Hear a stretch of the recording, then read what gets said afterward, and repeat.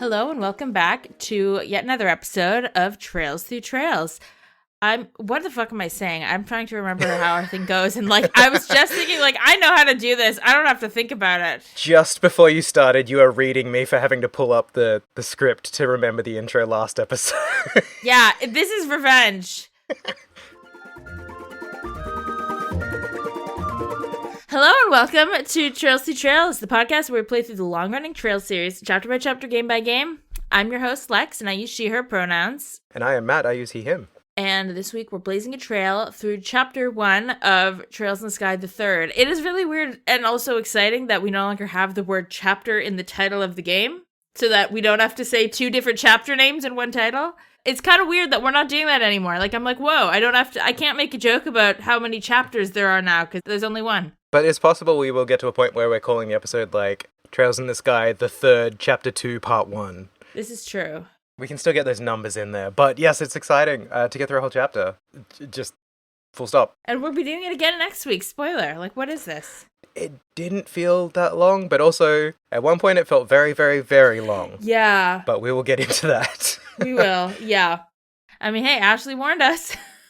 She sure did, and I'm so glad that the game told me what the deal was after going through the first door to tell me what the doors were. It's you could have warned me up front, you guys. Right? There's the Trails Us design decision of the year already, I reckon. It's just interesting that, because some of the doors will be more playable, you'll walk, and some are really just the visual novel almost thing that we were watching this time. An entire visual novel. And I like visual novels, don't get me wrong, but it is interesting to go from dungeon crawling to that in a space of a second. Yeah. And I've done it before, but as we know, I've remembered fuck all from the first time I played this game. I remember the events, I don't remember the gameplay experience. Other than playing Trails in the Sky, the Third, Chapter 1, Part 1 of 1, what have you been up to for the past week, Lex? I'm actually going to turn it right back around on you, because right before we started recording, we were talking about your experience playing the new Resident Evil, and then realized that this was content we could put on recording. So I'm going to hope that you haven't lost your momentum and turn it right back on you. How long are Resident Evil games usually? Because I don't know what you being 6-8 hours in. I don't really know how long this one is, because from what I've heard, the second half of the game kind of mixes up the format and might mean that it takes longer to work through, or can take longer to work through. But there is always a speedrunning component to Resident Evil games. You get ranked on your playthrough based on all kinds of factors, how many times you died, how many times you saved, how many healing items you used, how fast you were overall, how much damage you took, etc., etc., etc. So you're competing to get S rank, because there's a bonuses shop where you earn points for finishing challenges in the game, or getting a certain rank when you finish the whole game. Oh, it's like BP rewards. Yeah. It's they've got a model viewer, concept art, but there's also extra weapons and charms that can add sort of special effects to your weapons and stuff. You can unlock through that, and yeah, it's just kind of encouraging you to try more things and use all the weapons and all that kind of stuff. I do really like it. I don't typically go back and play the games a second time. Fair enough. But I'm glad it's there, so that when I do eventually cycle back, I started dabbling in Resident Evil 2 and 4 again, just as kind of a warm-up to seeing Leon Kennedy again. Sorry, Leon S. Kennedy, his full government name. Does the S stand for anything? Do we know that? I don't know that they've ever revealed it. Write in and tell us what you think the S should stand for. Or tell us that we've known it since the first game and we're idiots. I mean, I've seen the fit on the shirt that he's wearing in this game. I'm pretty sure the S stands for slutty, because that shirt was painted on. My goodness. What have they been feeding that boy? The S is just the shape of his spine. Yes, it's very impressive. I'm having a great time with it, though. It's scary as shit. I cannot do the first-person mode. It's just, I did it for Resident Evil 7, because that's how the entire game was. They added a third-person mode later on, but I'd already finished it by that point. Got it. But it's too spooky, too scary. So third-person all the way. You're playing as Grace Ashcroft, who's kind of a FBI analyst, and she's just scared. She's the survival horror component of the game. Right. And then Leon S. Kennedy, the 50-something, like, muscle-bound guy who's survived, like, 16 zombie outbreaks now. He's the sort of action horror part of it. So Yes. for Grace, you're, like, sneaking around and being scared and not having enough ammo. And, you know, it's inventory management, like the classic Resident Evils where you only have, like, 8 slots or whatever, so you're kind of balancing that as well. Versus Leon, who has, like, a suitcase, basically, where he can store a near infinite amount of stuff. He's just got heaps of guns, heaps of bullets. You're picking up grenades. He's got a spin kick that can take the head off a zombie. It's really nice to kind of switch back. They're using it as like a tension breaker when they switch back and forth between them. Oh, that's interesting. But so spooky, so scary. I finally hit the point where I'm just like having to take a moment to breathe as Grace. I'll just say the basement for the podcast. And people who have been there will know what that is, and I'm not going to give away anything else for other folks. And it's really spooky. Yikes, that scares me. That's scary. That's really scary. It's really scary. I love it. I am playing it in short bursts. I have saved like 25 times already in, I don't know, 8 hours or something, because I'm not risking it, not ever, not one time. Look, you've been trained by Trails. You are not going to get yourself screwed over. Yeah, Trails doesn't put a save counter on the save screen, though. They really sort of drive it home. It's like, you've saved a lot of times. And it's like, I don't care. You can give me an F rank at the end of this game. Oh, they rank you for that? Oh, damn. Yeah, it's like, you get the overall grade rank based on all that stuff, the time, the deaths, all that. I just didn't know how many, that they counted how many saves you have. That's a kind of meta. There's even, like, achievements or stuff you can unlock in the bonuses shop that you only get if you do an entire playthrough without using a healing item. Ooh. Which is insane to me. Because, again, like, I will stock up all my healing items. You know, you combine your herbs to use a more powerful one, and then I just hoard them. But the moment I get even, like, a scratch on my elbow, I was like, all right, full medical injector. Let's not. I've got enough of these to spare. Amazing. It's gorgeous as well. I'm playing it. I'm pretty sure it's 4K 60 FPS because they're using, like, PlayStation just added some new, what is it, the I don't know, the special AI generator sort of pixel filling so that they can do higher render stuff. And they upgraded it specifically for Requiem. And it looks good. Everybody's beautiful. The environments are gorgeous. The lighting is amazing.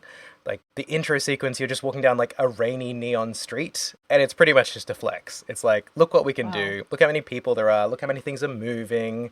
Like, the trash on the ground is individually reflecting light. And, yeah. It's beautiful, and I'm trying to appreciate it in between just getting the shit scared out of me. Being terrified for your life and shitting your pants. Yeah. But yeah, as kind of the counterbalance to that, it'll definitely be out by the time this episode goes live. I've been reviewing Monster Hunter Stories 3, which is also running in the Resident Evil engine. You found me the wife. You found me a wife to join the Karna Club. Yes, Cora.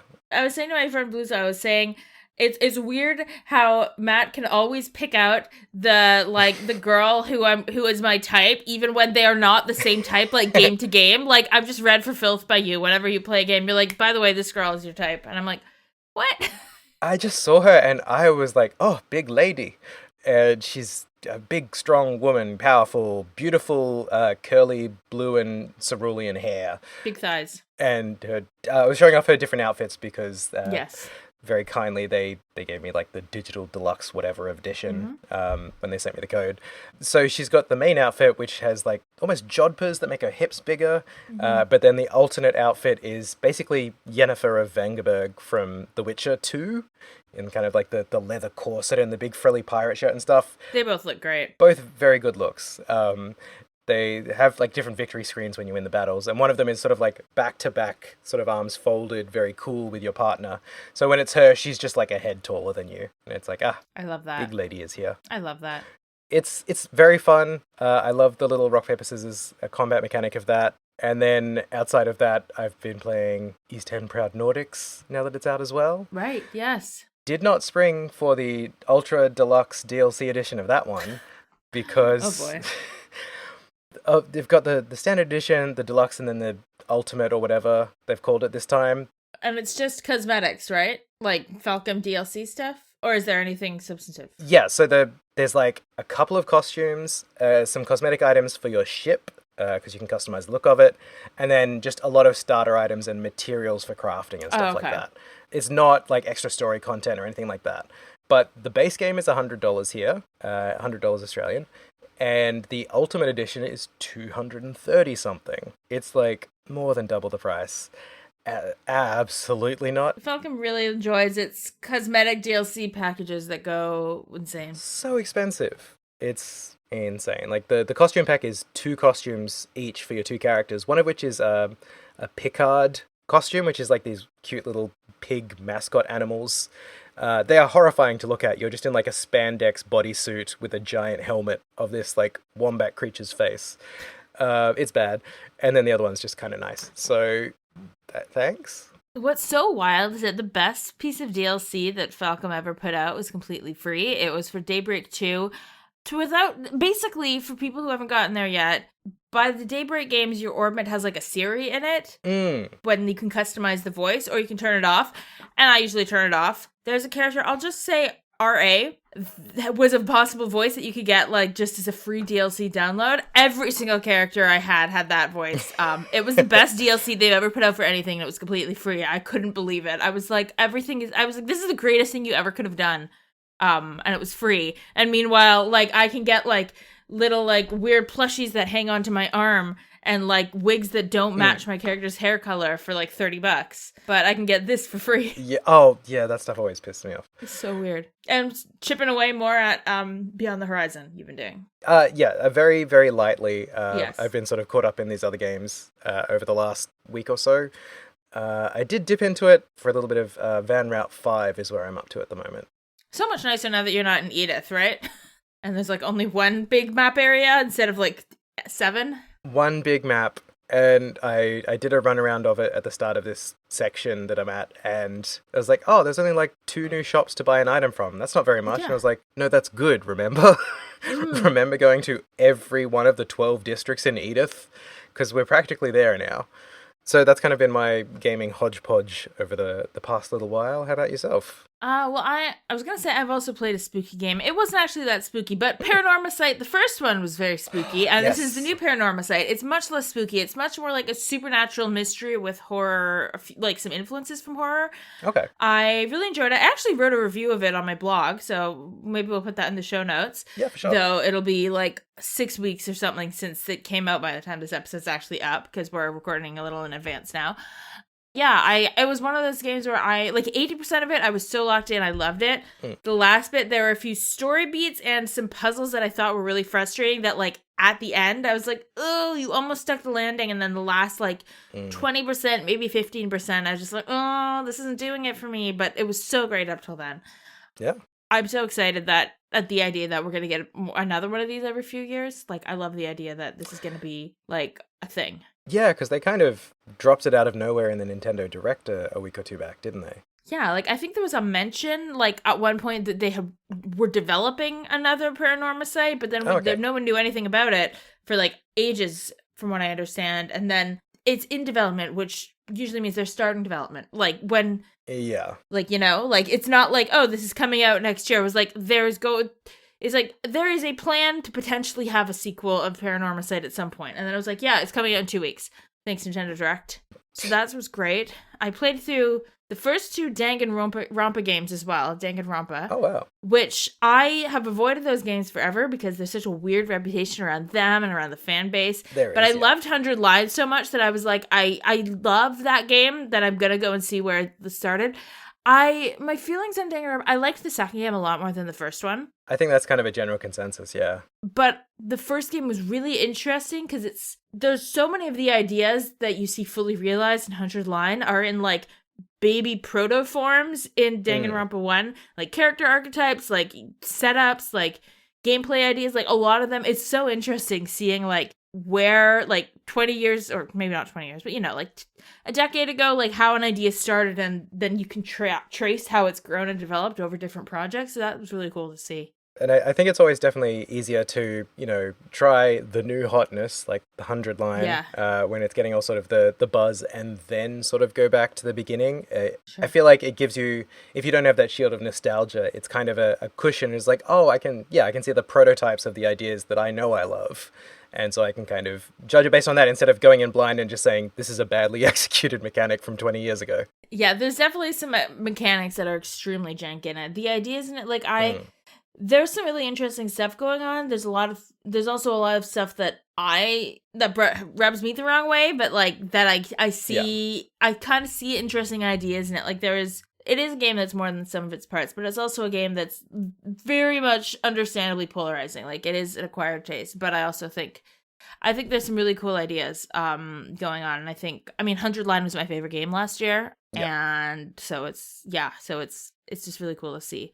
And then I've played a bunch of Next Fest demos. Oh, right. That was just on, wasn't it? It's still going on until like the 3rd of March. I'm always out of the loop on this, not having a PC. So not by the time you're listening, but I've never really done... There are a few that are available on Steam Deck that I'm going to check out. If I see anything that has Mac availability, I'll let you know. Yeah, sure. I'm usually bad at demos because I tend to lock into one thing and then not think about anything else until I'm finished it. But I've been checking some out. There's some interesting like mystery detective type projects that are there that I've been getting really into those lately. So I'm having fun with that. I'm really excited to play Monster Hunter Stories when it comes out, but because of my struggles with demos, I've decided I think I'm just going to start the demo when it comes out, or a few days before it comes out, so that I finish the demo and buy it and don't have to wait a month and forget how to play it, because I know myself and I will forget how to play anything. I would say, it's like a couple of days worth of play, like a couple of evenings worth of play. It's not a huge length the way like the Trails in the Sky demo was. And I'm sure there's other things that I did that I'm forgetting about, honestly. But if I didn't beat any other games, though, so I will... There's still a chance that I could remember it and report on it in another episode if there's something I've forgotten.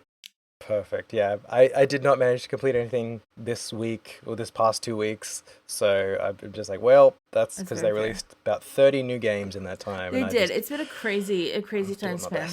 There's also, there's been some weird and disturbing, sad, and also just weird news in the gaming industry over the past few weeks. So it's just been a weird time to be felt like, this isn't the show where we're reporting on games news, but like, layoffs fucking suck. Yes, every time. And it's not sustainable, and it's absurd and ridiculous that this just keeps happening. Yeah, I am kind of glad we don't report on current events, partly because we're always offset by time so much. Yeah. But also just because, like, it does feel like the shows and the sites that do, they're just reporting the same, like, 3 stories over and over again with different names swapped in.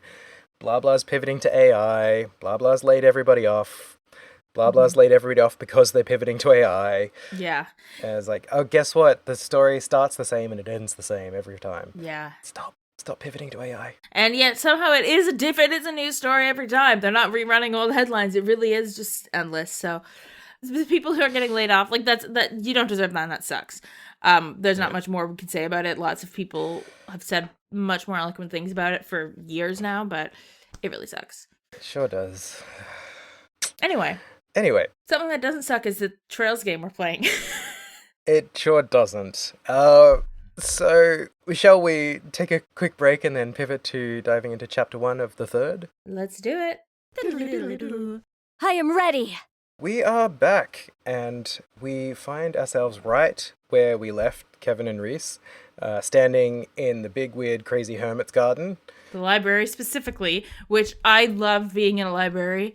And I couldn't read anything in it this chapter, and I'm waiting for that to change. Yes, that is kind of a weird thing that while we did have an entire book series to read on the Lusitania while we were there briefly murdering a guy.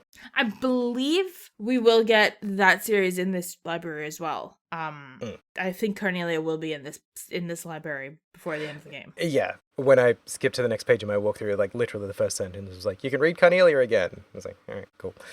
But I will say, I want to read the books that Kevin's talking about. Yeah, there's some interesting titles. He starts by listing a bunch of titles.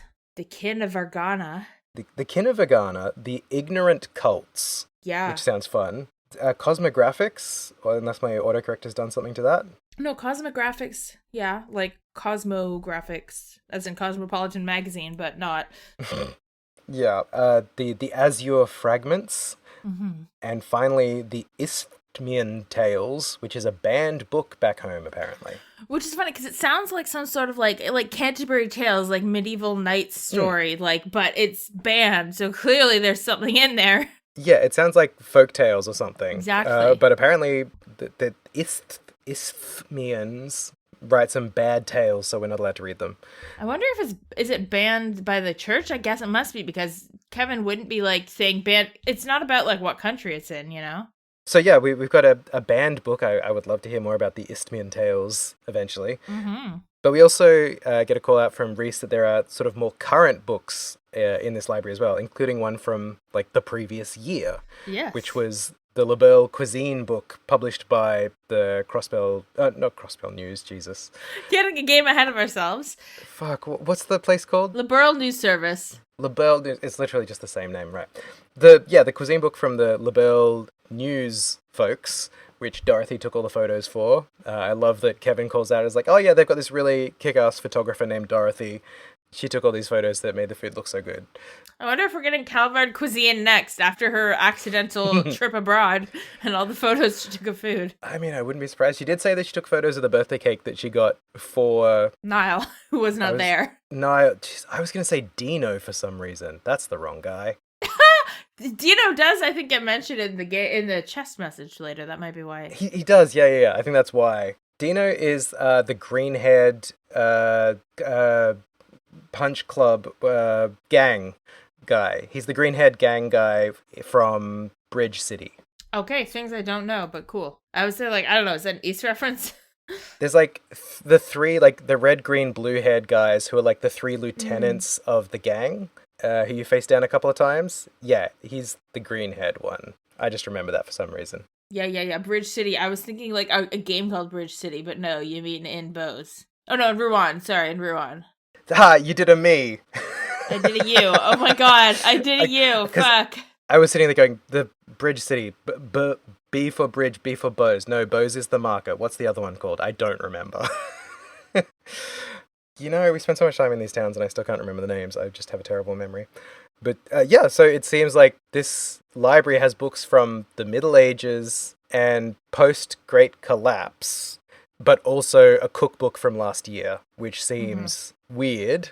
It seems like, has someone been coming into this extra dimensional space to like populate the library with new good reads? Yeah, and as we had pointed out a little bit later, like if this queue's been on the Oriole since the Great Collapse, then you would think if there's a library on it, in it related to it somehow, then it would be from before the Great Collapse. There's no books from before the Great Collapse. I don't think there are any books known in existence from before the Great Collapse. Like, yeah. So how are any books here at all? Is the question. Right, because yeah, if the cube, if like this space is inside the cube or the cube is the key to this space or whatever, how else is there stuff getting in here?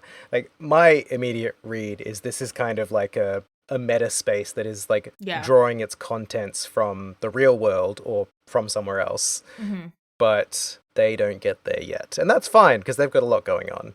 They don't play video games, so they might not be as familiar with the concept of metaspaces as we are. They're not as trope savvy as us. They're not, alas. Also, that's one of the only ways I was able to get through horror games for a long time was narrating to myself when I could predict when an enemy would jump out. I was like, oh look, a blind corner. I wonder if there'll be a zombie around the other side of it. Clever. And then if you're right, you're like, haha, I was right, I'm more confident. And if you're wrong, I was like, well, you missed your opportunity, losers. Yeah, if you're wrong, then you just didn't get scared, so... Exactly. You predicted the pattern, you could see it coming, you're learning the language of the game. Kevin and Reese do not have that knowledge, but what Reese does have is the leftovers of an egg salad sandwich. A smidgen.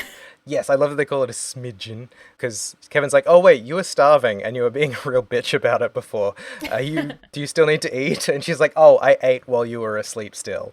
Which is funny because don't we see him wake up first? I think that while he was looking at books, she went to the side and just inhaled and it's everything in her bag and then went back to the books. Like, I think it has happened since last chapter. Because she was hungry. When they woke up, she was like, I'm still hungry. Yeah, right. I was picturing that she'd been like the first to wake up and just like sat up and was like, this is a lot to deal with. I don't want to deal with this right now. Ate her egg salad sandwich, then laid back down to rest until Kevin got up. Which is like, I'll get started when he gets started. That'd be amazing. She also has eaten. This is not just all that's left of her egg salad sandwich. It's all that's left of all the food that she got because she has also eaten all of the bread. She comments on the bread that she ate, the entire thing of bread in the last 5 minutes, What I love about the egg salad sandwich specifically is the fact that it gets added to your inventory. Yeah. There's two ways to read this. One, this tiny crumb is added to your inventory. Two, it was such a big egg salad sandwich that a smidgen of it is still a full egg salad sandwich. See, I was sort of seeing it because, like, when you cook a recipe and eat it, or when you just, like, eat a food item, regardless of which party member eats it, you still learn the recipe for the skill book. Yeah. So Reese did follow proper procedure. She went off to the side and ate the egg salad sandwich. She just didn't inform Kevin as, like, the player character about it. Oh, I think you do. When you get the recipe book, it's in there already before you've eaten it, though, I think. Yeah, she's like, I'm going to pre-write this in because I ate the sandwich. Man, if that was the only recipe she had in that book before she handed it over, the convent must have been a terrible place to smell. Egg salad sandwiches and nothing else? Woof. I imagine that she just didn't have to cook for herself. I hope so. Like, she's not just a random comment. Like, she's in a knight training. Like, she's a squire who trains with a sword. Like, she's got, like, a more like a mess hall of some kind, I'm sure. That protein-rich environment, that's a challenge. We are like, okay, let's look around this place. One thing that's really cool is even though there's only one library that we can, like, interact with and walk around in, as you walk, like, the bottom half of the Hermit's Garden of so many places is, like, bookshelves and, like, books, like, seem to be flying in midair. Something about the way it's done is quite interesting looking. But there's, like, reverse bookshelves everywhere. Because everything in this area, the Hermit's Garden, it's kind of old and decrepit, but it's very ornate. There's lots of, like, gold filigree and oil columns and stuff. Yeah. And the fact that then everything is built on top of knowledge, that's kind of a cool suggestion that this is, like, a very, like, sort of information and understanding driven place. It also makes you wonder, because we're going to tell that it's not easy to get out of this place with stuff sealed away here. That's another impossible implication. Yeah, if everything's sealed up, how did stuff get in? Or did they put things here to seal it away from, like, banned books or banned knowledge or whatever? Like a vault. Like, was this place used like a vault? And if so, why is the Labelle Cuisine book here? Because it was fucking dangerous. How bad is Labelle Cuisine that it needs to be locked away? Because, yeah, I was going to say, we don't have, like, the classic sort of Japanese game stereotype of the person who's a bad cook. Or, like, all of the women are bad cooks in Persona games. Yeah, we don't have that. I mean, they joke that Estelle's not a good cook, but she's also fine. Like, she is competently cooks. I think the joke with Estelle really is that she gets distracted while cooking all the time, and so you never know what's going to happen, rather than that she's incapable of, like, scrambling an egg. Someone handed her an actual honest-to-God recipe book at the start of first chapter, and she's like, oh, this fixes everything. Instructions. Great. Exactly. She doesn't have to keep her mouth memorization skill just stuck in her head, trying to remember what she mouth memorized 5 years ago. Yeah. Oh, before we sort of go around to look at the Hermit's Garden itself, though, we do sort of get a little conversation about how the cube isn't glowing anymore. Right. So that's good, and Reese is like, let me hold on to it, because you shouldn't hang on to it in case it's dangerous. And Kevin says, no, that's stupid. Then it'll just be dangerous to you.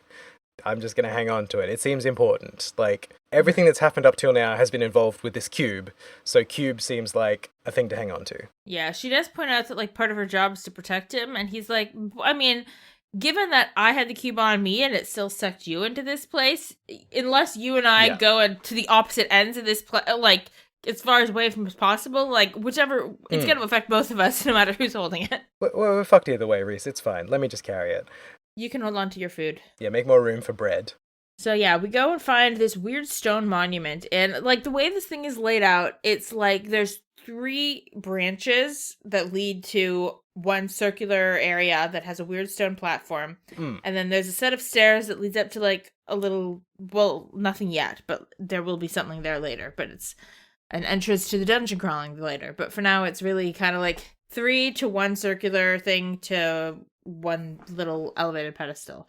And in the middle of the circular thing is the stone monument that is it's doing jack all right now. There's nothing happening with it. They point out that it's not, like, Zemurian, so it's not that ancient or special. It doesn't seem to have any special properties. It's just a big rock that says some stuff on it. Yeah, and what it says is the Hermit's Garden. So the name of this place, which we know because of the UI. So nice of you to catch up, Kevin and Reese, because the UI told us this 2 weeks ago. Yeah, come on, Kevin. Reese is like, well, there's nothing going on with it, so we might as well break it. And Kevin goes, just because it's not a device of any kind doesn't mean that something bad's not going to happen if we break it. So maybe let's keep that as a last resort. Also, this is meant to be your attitude only when you're hungry. Like, you just ate a bakery's worth of bread. Like, chill out. She might just enjoy breaking things. I feel like Estelle would enjoy breaking things, so it could just be... It does seem like her go-to solution, yeah. But yeah, with nothing else to be said about the monument, we sort of do a bit of an exploration around the various corners of this big space, which has a map. It has a map! Which is good because it's very big and it does get broken into 2 areas halfway through. Yeah. So you can't actually run around it all in one go, which immediately makes it more challenging for me to remember which direction to go. But thank you, map. So map. So I went up and checked out the waterfall spot first. I did that. On the way there, I found a raised platform with a glowing spot that apparently if you have New Game Plus, not New Game Plus, if you have saved data from SC, you get an accessory, which is nice. But it was just like a CP restoring accessory, which is pretty cool to have. Oh, like the gladiator headband or something like that? It's called, you got a solar pendant and a lunar pendant, I think. And they do the same thing as the gladiator headbands. Okay, cool. Yeah, despite still having SC installed, I didn't get that to show up because of my weird emulation situation. It's very rude. But other than getting annoyed about not finding quartz until much later compared to the quartz guide in SC, it really wasn't that big of a deal. It's just like a nice little bonus to say thank you for sticking around for the next game. Yeah. But yeah, the waterfall is pretty. It doesn't seem to do anything. Kevin wishes he could go fishing there. And Reese seems particularly flawed by the fact that he still fishes. It's like, what? You still do that? And he's like, yeah, I got back into it. He references Estelle here. Yes, he's like, there's this one chick in LaBelle who's like the most kick-ass fisher. Obviously, he comes from a version of the storyline where someone actually finished the fishing side quest, like you, not my actual game. If he'd come over from my save data bonus, it would just like, I fucking hate fishing. I never want to fish here. Yeah, there's like a big seating area. There's like seats for like 8 to 10 people, which is very generous when there's only 2 of us. Surely that's not gonna be enough people to fill it later. Surely that's not. No, why would we have so much seating? No, surely it'll never be needed. There was a high vantage point, I think, where eventually the dungeon teleport is going to be. Yep. Where you just like look out onto the endless void of space around us and say, okay, well, this is pretty big because there's no echo. We just seem to be floating in a void. I wonder, because nobody's been to space at Zemuria, so I wonder if they even clock this. Because to us, it looks like, not literally like outer space, but it's reminiscent of like how we visualize outer space. I wonder if they don't have a point of reference to be like, oh, this kind of looks like you're drifting in space. Yeah, we should be suffocating. Yeah. Thankfully, no. Magic. We're just in a cool space with like bookshelf towers. There's also a big tree. Big tree, huge tree. I love a big tree. We learned that Reese is kind of an expert on trees, and she doesn't know what this tree is. She says, at the very least, it doesn't grow on the western half of the continent. I know every single tree that grows in the western half of the continent. But they do know that it doesn't seem to be like a fruit or nut tree producing any kind of food. So even though they found like a water source in this location from the waterfall, they have no food source. There's no food source, which is going to be a problem. Especially with Reese here. Considering Reese just ate everything. Yeah. It really rubs it in, like, no rationing when we had no idea how we would get more food. Yeah, I love that we're clocking a water source because, like, we don't know how long we're going to be here, but the first thing Reese did was deplete the food stores, so... It's possible that she would have died right then if she didn't eat more. If she didn't eat an entire bakery's worth of breads, yeah. I don't know her well enough to speak on her metabolism. You know how blue whales need to eat, like, 1 billion kilos of fish to live? Like, maybe she's like that.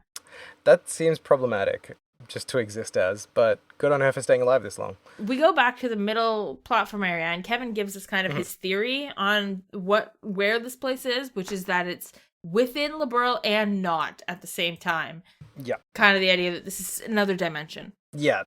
It's hard to think of another alternative. He kind of references the altered spaces from the tetracyclic towers back in second chapter, where they turned into those, very much like this, floating platforms in space kind of situations. Mm-hmm. So it's like, if not exactly that, it's kind of in that vein. Yeah, and ended up in a space that was suddenly way bigger than what it was supposed to be fitting in. Yeah, it's not the same because this obviously has been getting new content from the world in terms of the books and stuff, so... It's been getting regular DLC updates. Yeah. Obviously, someone's been here or something else is going on. We don't really know. But then we have to think about Cube again because Cube decides to glow. Cube loves to glow.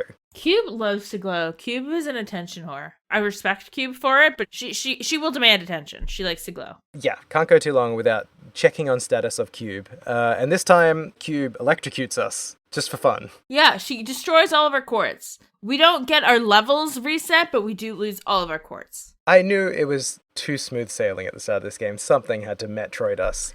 Like, all right, cool, all of our quartz is shattered, so we've still got our weapons and we've still got our strength. And all our crafts. But no magic. We're going to need to fix that, and maybe we'll be able to do that because as all of our quartz, high-level endgame quartz crumbles to dust, we do get 50 of each kind of sepith out of it. I was like, wow. Yeah. Thanks. 50 is going to get us far.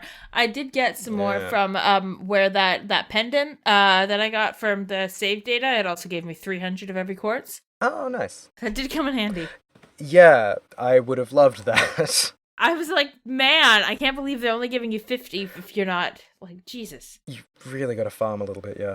But then a bunch of other stuff happens because all of a sudden everything lights up. The fountain lights up, the big tree lights up, everything decides to glow for us, and a weird, what looks like a portal on the ground in that weird, like, elevated platform area we were talking about lights up with a sigil that kind of looks like an eye inside of, like, a four-pointed, not quite a compass, but it's kind of almost like an eye with, like, a compassy shape outside of it, if you know what I mean. Yeah. And then a barrier appears in front of where that portal is, so you can't go yet. We have to go check out the other things first. Oh, and the stone monument is glowing, and that you have to check that first. Yes, even though there was nothing special about it, it apparently is now full of arcane light and energy, and when we start to consider it, it talks, or something talks. Yes. Something talks to us. And says, raise cube before the monument. Yes. And then a different voice answers after we do that, which is interesting. There's multiple voices speaking from, like, the beyond. They do sort of clarify that it's two different voices, because the raise cube voice is, like, pale blue, and then the other voice is green. Yes. Which is more like what they use for, like, action description text, normally. And I think Kevin even says, that's a different voice, or something like that. The stone says, visitors from afar, welcome. In accordance with my master's wishes, I shall grant you power. Name your currency so we may transact within the system that you know. And Reese helpfully points out, maybe it'll sell us things in exchange for Mira. And that counts as telling it currency, because it goes, understood. I shall grant you power in exchange for that currency. Release my brethren, and we shall grant you good fortune. So we can exchange Mira for items. In some ways, it's really silly. There is something that makes sense of, like, if you look of the idea of, like, it is a system based around it has to cost you something to give you something. Like, on a theoretical level, I can be like, it is simply like you have to lose something. Like, is there some game? It has to be capitalist hell. But it's also very silly how it's like, name what currency you want to use. Like, what would happen if I said kisses and I just had to kiss the stone monument a bunch? Yes, this accessory costs 1,000 smooches. Please pay at the register. Weird. I love it. There's no reason it needs to talk in your currency. We could have just had, like, Hermit gems or whatever, and it would have been fine. But it's like, you understand the US dollar. Perfect. That's what I will deliver this to you in.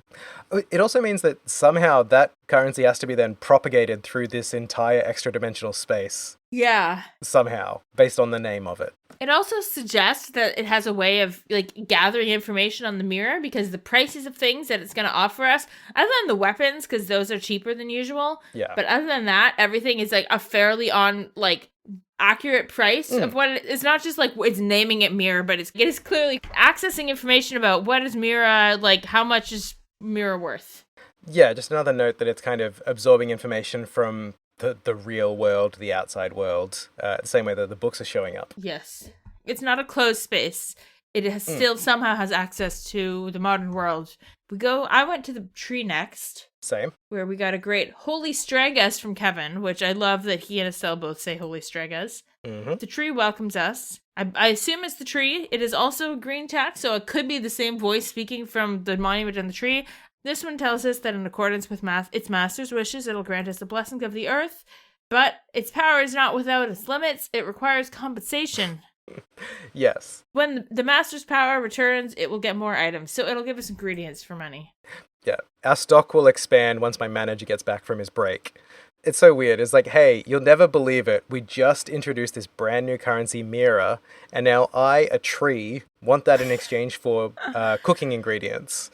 Because this is basically where you can buy, all your basic ingredients like you could at a general store in the main games. This is true. Reese is really excited about this tree, though. Reese whips out her Bible and starts citing. She goes, "That great tree took root near to a 7-colored spring, and there it granted blessings and joy." An excerpt from the Book of Genesis, verse 7, the primal ground. Interesting that the book about the primal ground talks about a tree. Interesting, and we weren't in a primal ground when we ended up here. Now, nobody here comments on the fact that, this kind of sounds like the primal ground, and we were in one. Yeah, like the primal ground was like a platform over water, which was ringed by the 7 colors of septium in those sort of floor inlays. So that's a 7-colored spring if I ever saw one. Yeah. "Oh, hallowed Idios, thank you for your divine protection and mercy you have bestowed upon us." We had to give thanks for getting ingredients. And also with you. And then we get a great line from Sister Reese, who's really on a religious kick about this right now, saying that even the testaments of the goddess say that all roads lead to food. That is a quote. She puts it in quotation marks. All roads lead to food. As though Food's the fundamental basis of everything. Kevin informs us that no, that is not in any testament he has ever seen. It's just sacrilege. I love that our nun is immediately like, I will make up vile verses as convenient to me to justify how much I want to eat. As it says in the Bible, Kevin, I'm hungry. Exactly. She then gives him a recipe book and tells him that he should work on being more devout by cooking for her. Yeah. So now we have the recipe book, and we have an instruction that apparently if we want God's love, we need to cook for Reese. Yes, that's probably another one of those testaments in the Book of Reese, I imagine. Exactly. But, I had a quick look at the storefront. It's just basic ingredients, but we don't have any money yet, so we can't buy anything. Doesn't matter. Then I went over and checked out the fountain, because I don't think anything happens if you go back to the library where you started. It does after, I think, but yeah, the water in the fountain is all glowy. There's especially a glowing circle off to one side, which I thought meant that we'd been enabled for fishing. Right. It looks like it. But it turns out this is actually a signal that you can drink from the fountain and get all of your HP and CP restored, and EP. But then it specifies, but you have to go fight some battles before you come back. It won't just work back to back. You can't do it again. I mean, I prefer it being sort of timed release as opposed to it costing something to do it. Oh, sure. Yeah, for sure. It's reasonable. If you need healing, you've probably been in a few battles, so it makes sense. It's just an extra thing you have to run across and do if you come back to home base instead of just automatically healing when you arrive back or something. Yeah. But that's fine. Kevin's sort of looking at this, we've got a water source, we've got a food source, we've got a blocked off gate looking thing. We've got a shop with weapons, armor, and quartz synthesis.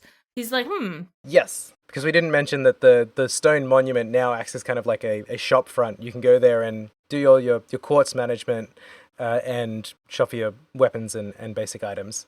So Kevin's getting the read. This feels like the hub area for a dungeon crawler, and he might just be onto something. He might have some more genre savviness than we gave him credit for. Possibly, yeah.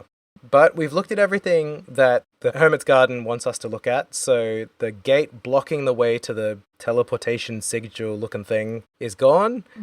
I was going to say first, Reese insists that Kevin has to write more and gives him a Gralsritter notebook. Oh, yeah. She's like, Commander Selnet says your reports are shit, so here's a notebook you have to write. Give him to this so he has no more excuses to slack off. He fully admits to it. He's like, damn, she figured it out.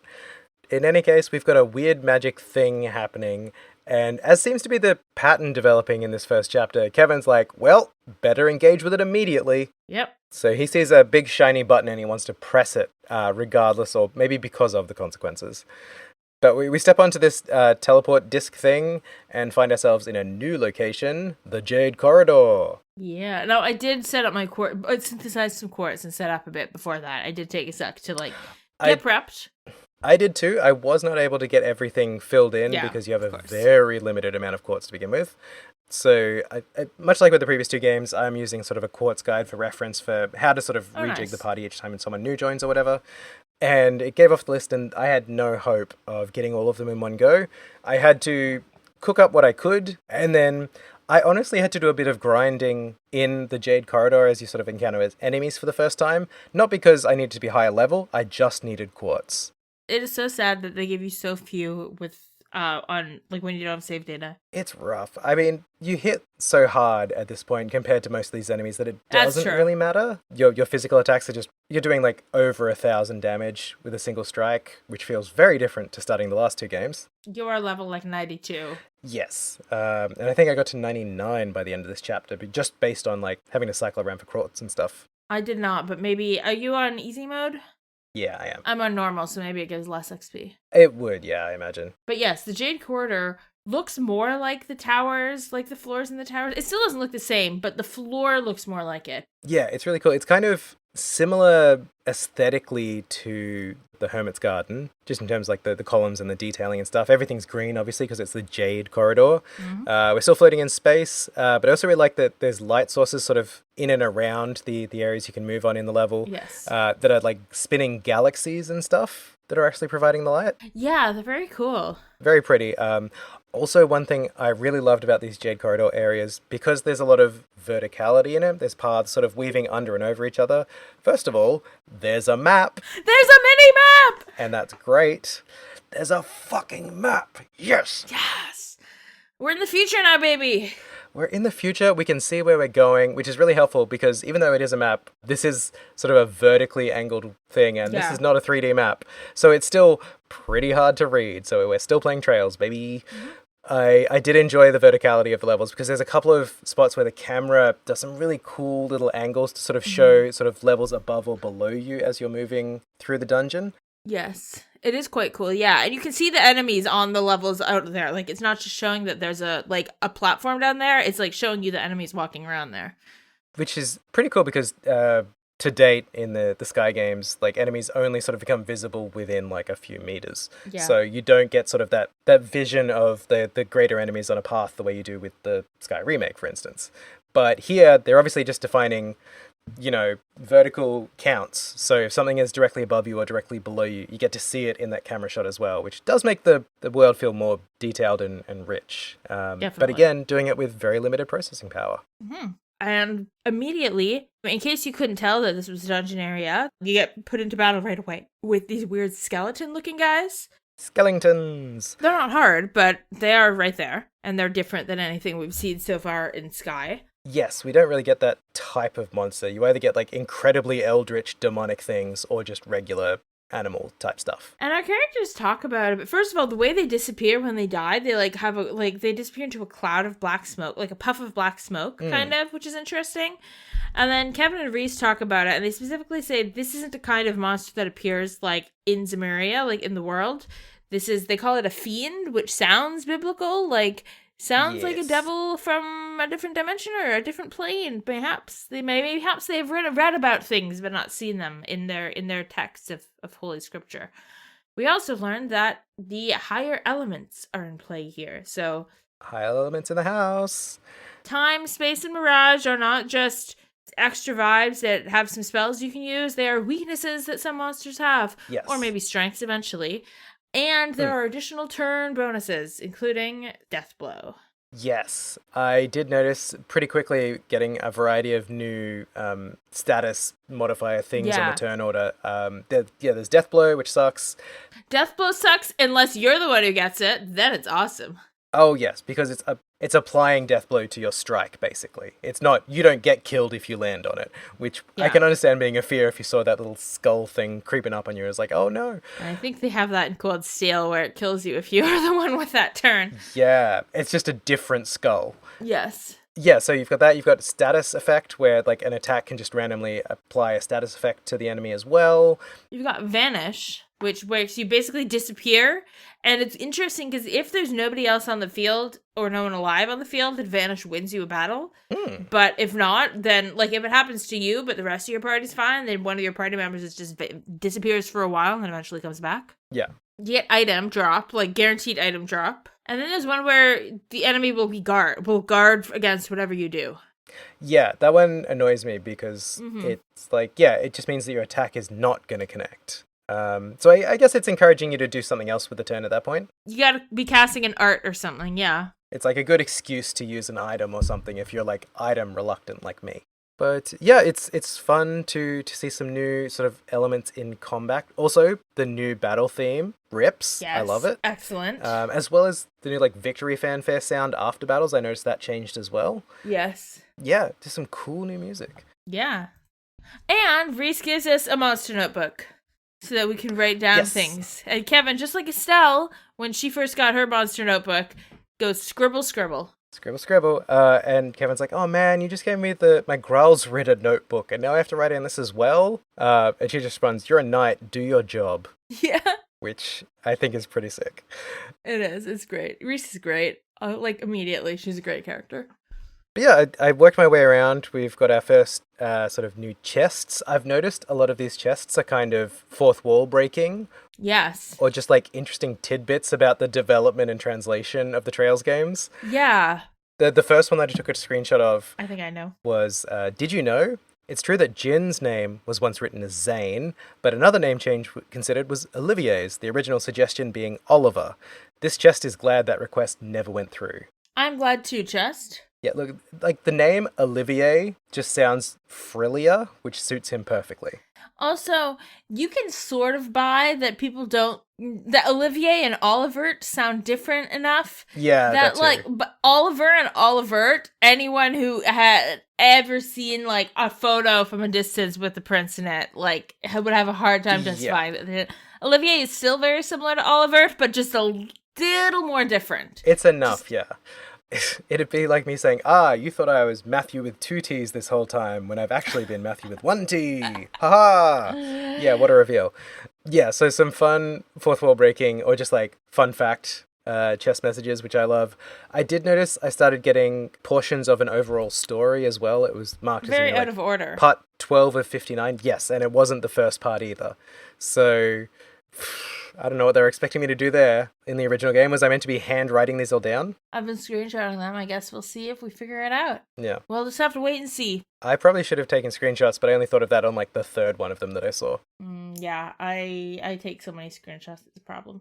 But then as we wander along, we eventually see like a glowing, like another glowing cube. No, it's more like diamond shaped and cube shaped technically, but the diamond is a cube tilted, kind of. It sort of looks like the plumb bob from The Sims. Oh yeah, that's right. And it's yellow. It's glowing yellow.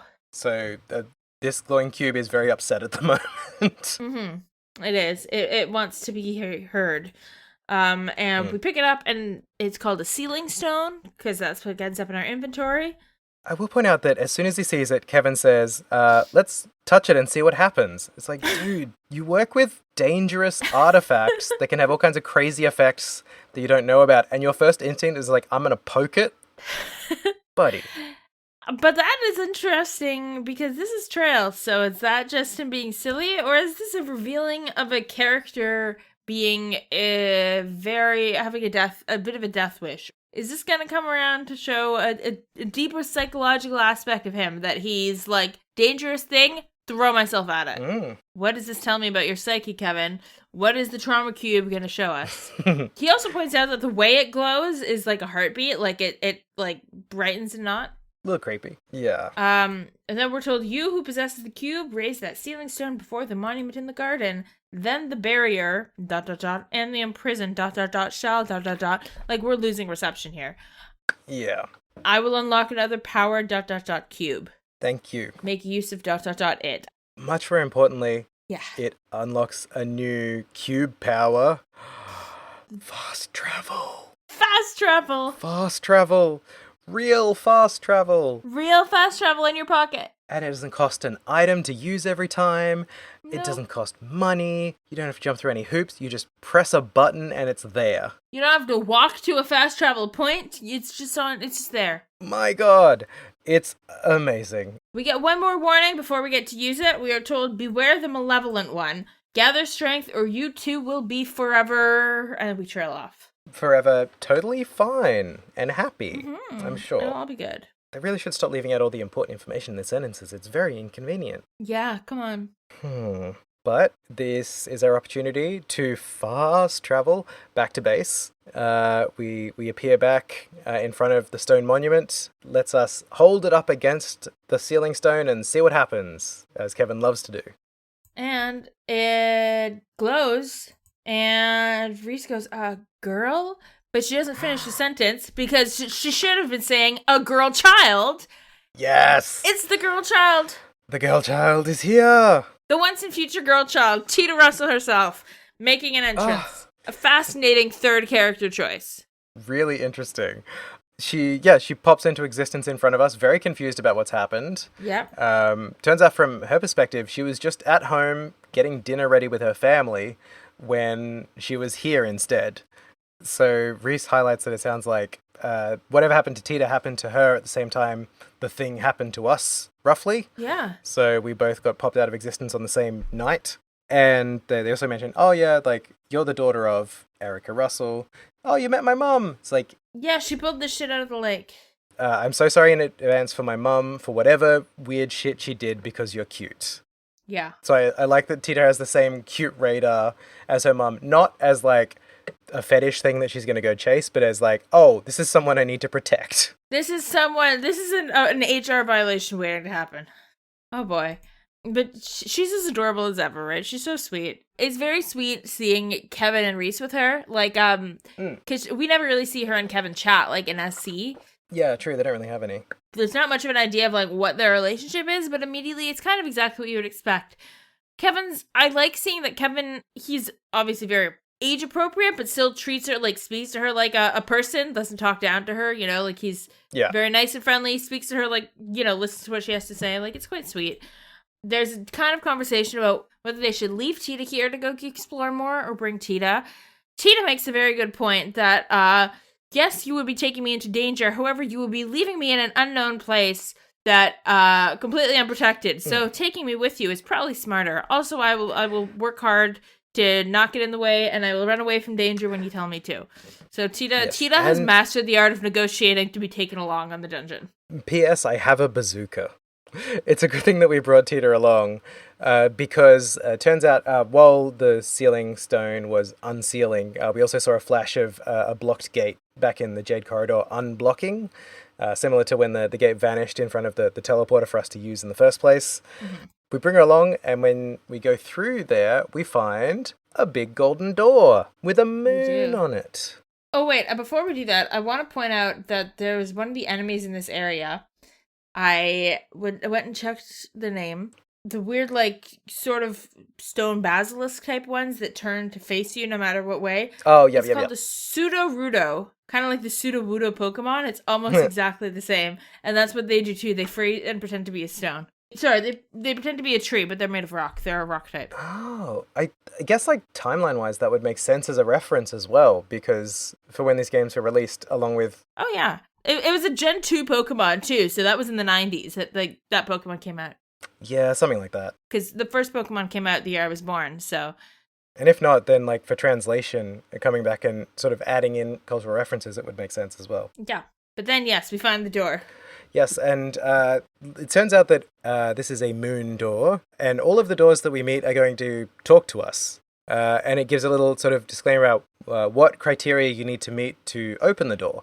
So this one says, bring to me the girl skilled in orbital engineering. Only then shall the door open. I do really like how Kevin's like, that's not even a riddle. That's just a long way of saying your name.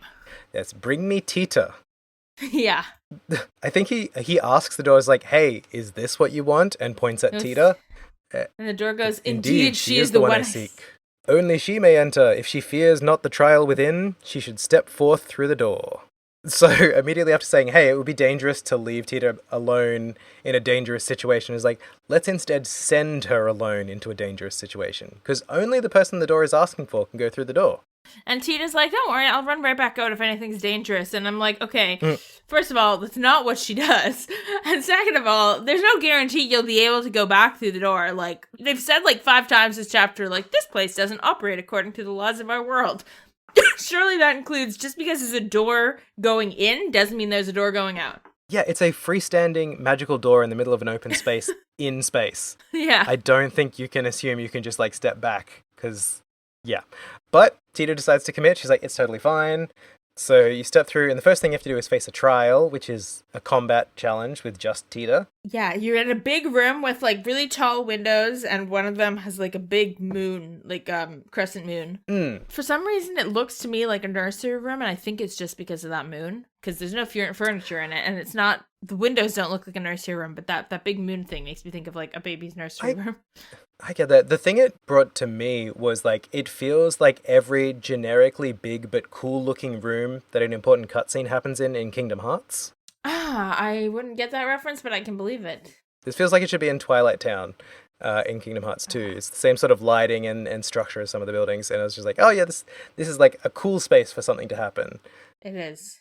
There's also a giant hourglass off to the side, I noticed. So there's no time component to this fight, but maybe there will be time trial-y type ones in future doors that say do it in this many turns. Maybe. There are two right at the entrance. Like each, like it looks like lampposts, and then you look closer and it's like, no, those are just hourglasses. Yeah. And then we are told, overcome the trial before you, then I shall grant you a memory fragment and my blessing. And then we have to fight 3 moon guardians. Which are like big beach ball guys. The one thing they do that's annoying is they can limit Teoh's movement, which is annoying because if you're trying to get them, like all of them to fit within her big craft and you can't move far enough, that can be annoying. Yeah. But once you hit them with the craft that inflicts blind, it's literally a joke. They can't do anything. Yeah, they're done. They're very susceptible to it. They'll always get blind, I think, the second you use it. But note that she did not turn and run when she encountered monsters, even though she said she would. Yes. I guess she doesn't think this is dangerous because she thinks she's a badass. But if I were Kevin, I would count I ran into 3 monsters as dangerous, run back. Well, you know what? But she gets rewarded because the voice says that she's overcome the trial and shall be granted a memory fragment and the voice's blessing. I don't think this counts as a fragment, Matt. No. This is a memory tome. It's so long. And there's some good stuff in it, but it's so long.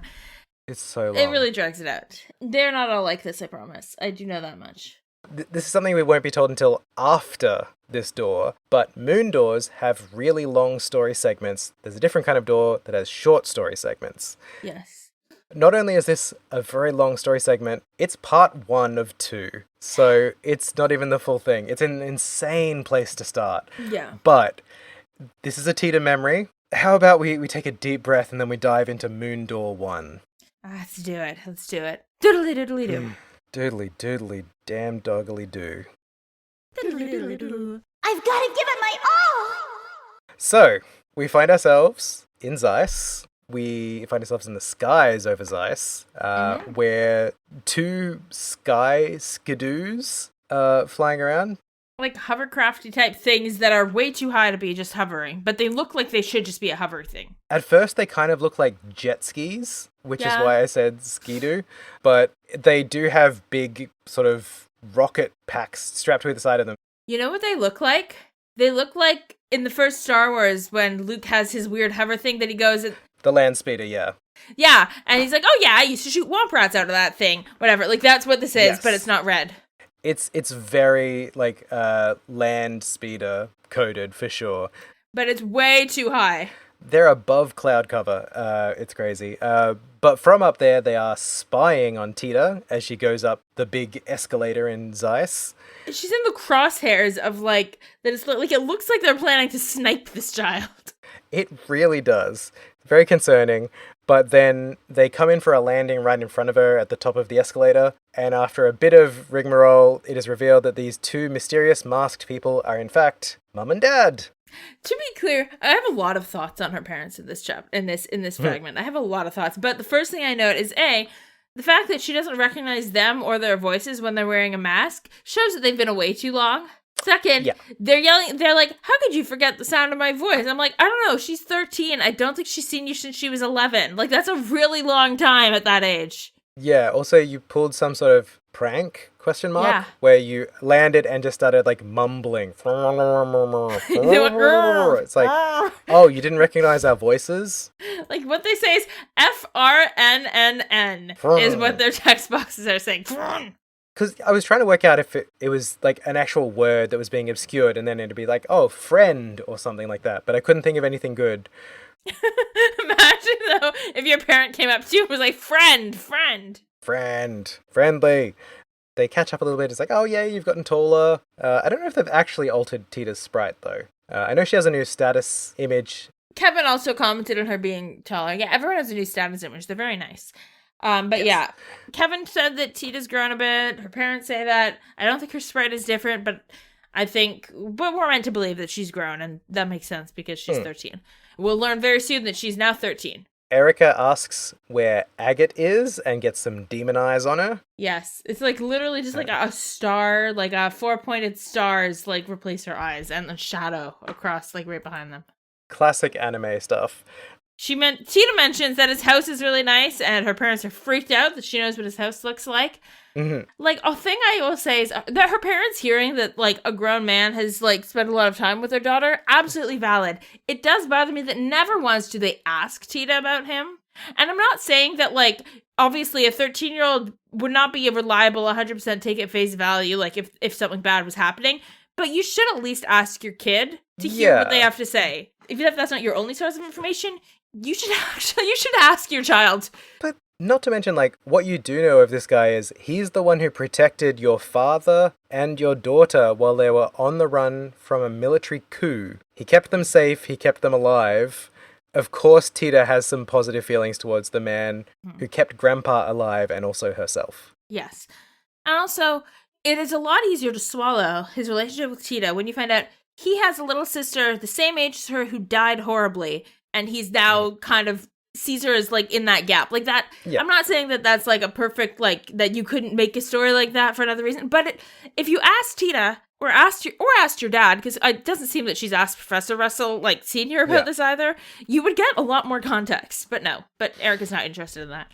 She's just shouting, Agate! To which, Tita's like, he's not in Zeiss. He's in a whole other region. Wild behavior from Erica Russell. Really? There's no Agate to murder, so instead they are distracted by Professor Russell showing up. Old Professor Russell. Yep, Russell Senior. Albert. He's immediately, like, locked in on these sky land speeders of theirs, which they're calling landing craft. Also, Erica calls her dad Albert, which is just an interesting note. She calls him Albert every time she addresses him.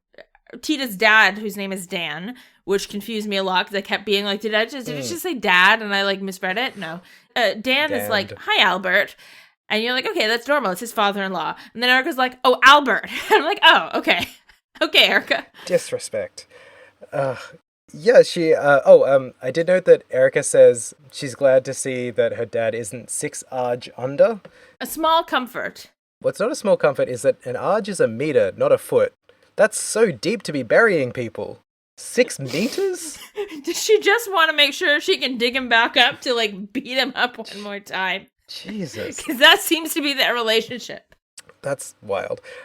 Another concerning thing is apparently the reason that these hovercrafts work in the air is that they just catapult them out and then they fly really far and then they are able to land them. That doesn't sound safe or secure. They can travel 120 selge this way, so 120... times 100 meters. Yes. I literally added a units of measurement note on my phone. So that's 12,000? 12,000, so 12 kilometers. They can go 12 kilometers. You catapult this thing 12 kilometers. I would not want to be catapulted 12. With an operation time of 382.2 seconds, she says. So, like, 6.5 minutes in the air, traveling 12 kilometers. That's fine. It's not that fast, really. It's not that fast, except the fact that it's, like, catapulting and not actually propelling itself. That's the part that seems like a lot. Like, I would not want to be flying through the air at that speed when I have no control over the speed. It's a cool idea, I guess, but also really half-cooked. Professor Russell the Elder is not into these. He's kind of, like, shitting on them immediately. He's like, these aren't that good. And she's like, yes, they are. You can shoot them out of a catapult, and they've got rockets on them, and they're really cool. And he's like, yeah, well, I invented the Capel. Which isn't true, because we found out in the prologue that Erica designed the base of the Capel. I think he invented the idea for it, and then she invented, like, did the blueprints and, built the actual model and, like, designed the framework behind. Like, I think it's, like, he came up with the code, and she designed everything so that it could actually run the code. I feel like that's my take on it, at least my understanding. Yeah, so he said, wouldn't it be cool if Google and then she did all the work. Mm-hmm. Yeah, whatever. They fight each other. They like beat on each other physically. So Shove each other. Eric is into elder abuse, apparently. She starts lecturing him on how letting Tita get into danger and letting Agate near her, and Albert Russell makes a good point. If I'm getting lectured on looking after people from the mother who ditched her daughter to wander the continent, I'm like, yeah, you did leave him to parent your child solo. Glass houses. It's really easy to judge people's parenting when you're not parenting. And usually that's a comment reserved for like non-parents judging parents, but it's also true when you leave someone else to parent your child. Then you're an abandoning parent. Dan and Tita have to physically like separate them and then drag them separately. Like Tita has to manhandle Albert. And they both like separately carry them home. Like, what is this family dynamic? Poor Tita. No wonder Tita just wants everyone to get along so bad all the time and gets so upset when people aren't. Because this is a dysfunctional ass childhood like family. Yeah, this dynamic is bad. This is not a healthy dynamic for a child to grow up with. I mean, it's not healthy for for the adults in it either. But like, poor fucking Tita. Nobody's particularly healthy, no. But we shift back to the Russell house. They prepare coffee for everyone. The professors Russell continue to bicker with each other over everything. Eric is mad that she didn't steal something off of Julia Schwartz's body as a souvenir. Like, at first she's like, you didn't get a photograph with Julia Schwartz? And I'm like, okay, it was like a war scenario, essentially, when they were hanging out. We were all under threat of invasion. He wasn't taking pictures. Then he's like, you didn't take her handkerchief or a button off her uniform? I'm like, dude, what are you, a One Direction stan? It's no wonder Tita's pre-apologizing for her mum with people. It's just like, she knows that, like, this woman she's like the toxic kind of One Direction fan that tries to lop off a lock of hair from one of them when they go past or whatever. Wild. But yeah, so they sit down for dinner. It's all very lovely. The parents are going to be sticking around town for a little while, which is great news for Tita. She likes to, get to know her parents. Yeah. And then we get, basically, as Tita and her dad are kind of cleaning up, Erica and Albert, I'll just call him Albert because it's easier. There's like 3 Professor Russells. I think her dad is Russell too, which is kind of cool if he took her mom's last name. That is kind of cool, yeah. But I could be wrong about that, but I got the impression he's also, they call them, her last name is Russell, and her maternal grandfather is named Russell, so it seems like it must be that he took the last name. Yeah, she seems like a forceful enough personality to have made that happen, for sure. And he does have a pretty famous, there's a legacy to the Russell name in Liberal. Yeah. They're cleaning up. Erica and Albert go into the lab workshop to look at some blueprints. And Tita announces that she's turned 13. Yep. Getting so big. And then this is another part where I feel so bad for Tita. So what happens here is Erica and Albert are looking at some blueprints Erica wants to build. They're bickering over them, but then it's pretty quickly Albert is on board with building it, even though he's saying these are bad blueprints. You're crazy for wanting to build this. Dan Russell is gonna go in and help. Tita runs in and is like, "Oh, it's a new kind of airship. Oh, what is it?" She can see it. She's so excited about this, and they're like, "No, it's your bedtime." Yeah. And it's like, if I was Tita, I actually wrote about this because I felt so bad for her that I wrote a separate specific note to my normal notes to be like, here's my rant about why this is annoying to me. So her parents are gone after months, if not over a year. Her mom spends most of the day arguing with her grandfather over bullshit. When they finally start getting along, and not just getting along, but bonding over Tita's greatest passion in life, they're all like, no, you can't be a part of this. It's your bedtime. Yeah. She's 13, so 13's a weird age where if I remember, I had a bedtime, but we didn't call it a bedtime, right? You want to feel a little more grown up by 13. You're resistant to that kind of thing. You're also not going to bed at 8 p.m. at 13, right? You're probably going, if you have a bedtime, it's probably 10 or something. They waited really late to get started on this if it's past Cheetah's bedtime. And they're all just like, no, you have to go to bed now, honey. You're a kid. You have to go to bed. And we've been fighting all day, and we're finally having positive getting along time with your parents and your grandfather, and you're not allowed over your greatest passion, and you're not allowed to be here. And I'm like, guys, come on. This poor kid. I mean, yeah, I get that. It is also, they do say it's midnight. Did they say it's midnight? I thought they just said it's late. So why are they getting started on this at midnight? Yeah, that was the crazy thing, because it's midnight, it's too late for you as we're about to begin work, because they are insane researchers. But yeah, it is kind of cruel. This kid who's obsessed with technology and is so like, mechanism minded, she gets at them, she's like, "Ooh, what is that? Is that an airship? Wait, no, I want to have a proper look. I can't figure out why the torque is so low." No, they're basically sending her to bed with an unclosed loop. Yeah. Which is a terrible thing to do to a child. It's so sad. And again, I just feel bad that, like, why did her mom and grandpa only start getting along when she has to go to bed? Like, they've been fighting all day. This poor kid.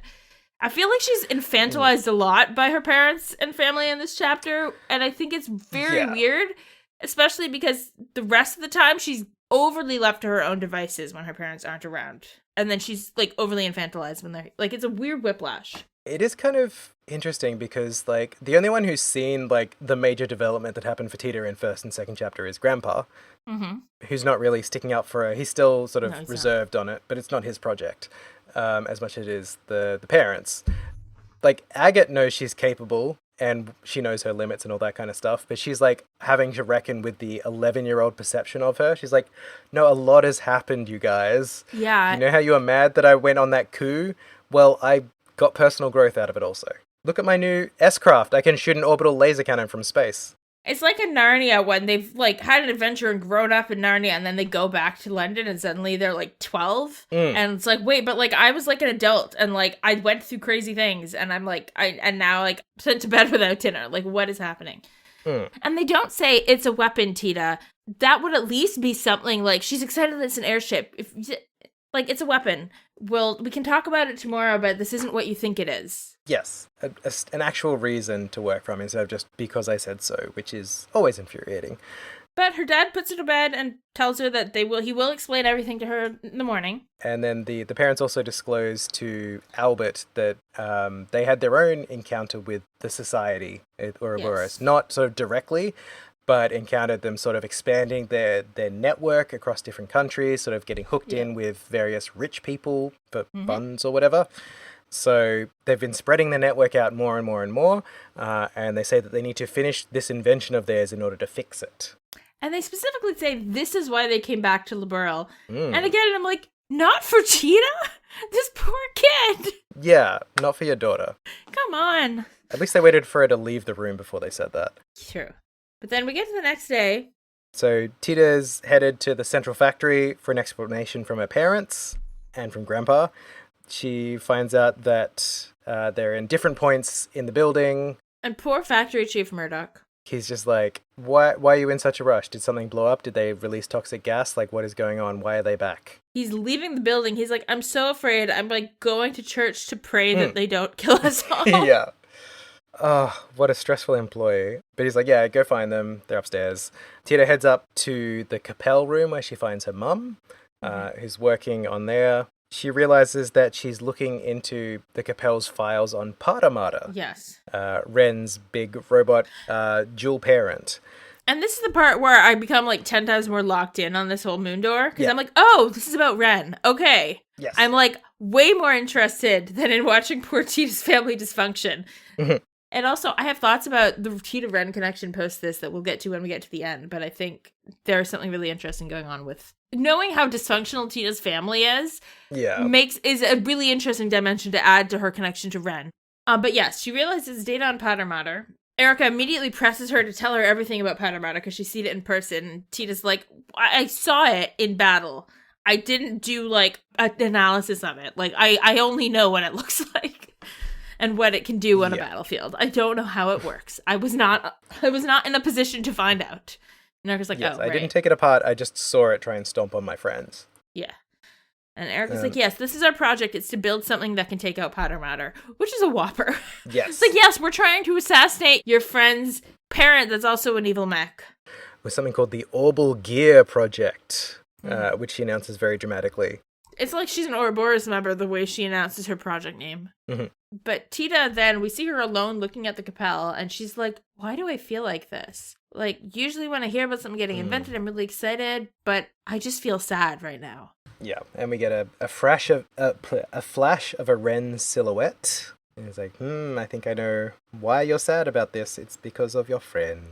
So she runs over to her mom and decides the way to fix this is to get involved in it. The way to fix feeling sad about this project, which is interesting because my first read was that she's like they're trying to kill Powder Matter, and I know how much that, or trying to fight Powder Matter, and I know how much that would hurt Ren if Powder Matter was hurt. So that's why I'm sad about it. But then it becomes, is it really more that she's, like, she kind of has different takes on this project over the course of what we see, right? Because then later it'll be like, this is an opportunity to, like, be on even footing with Ren and talk to her.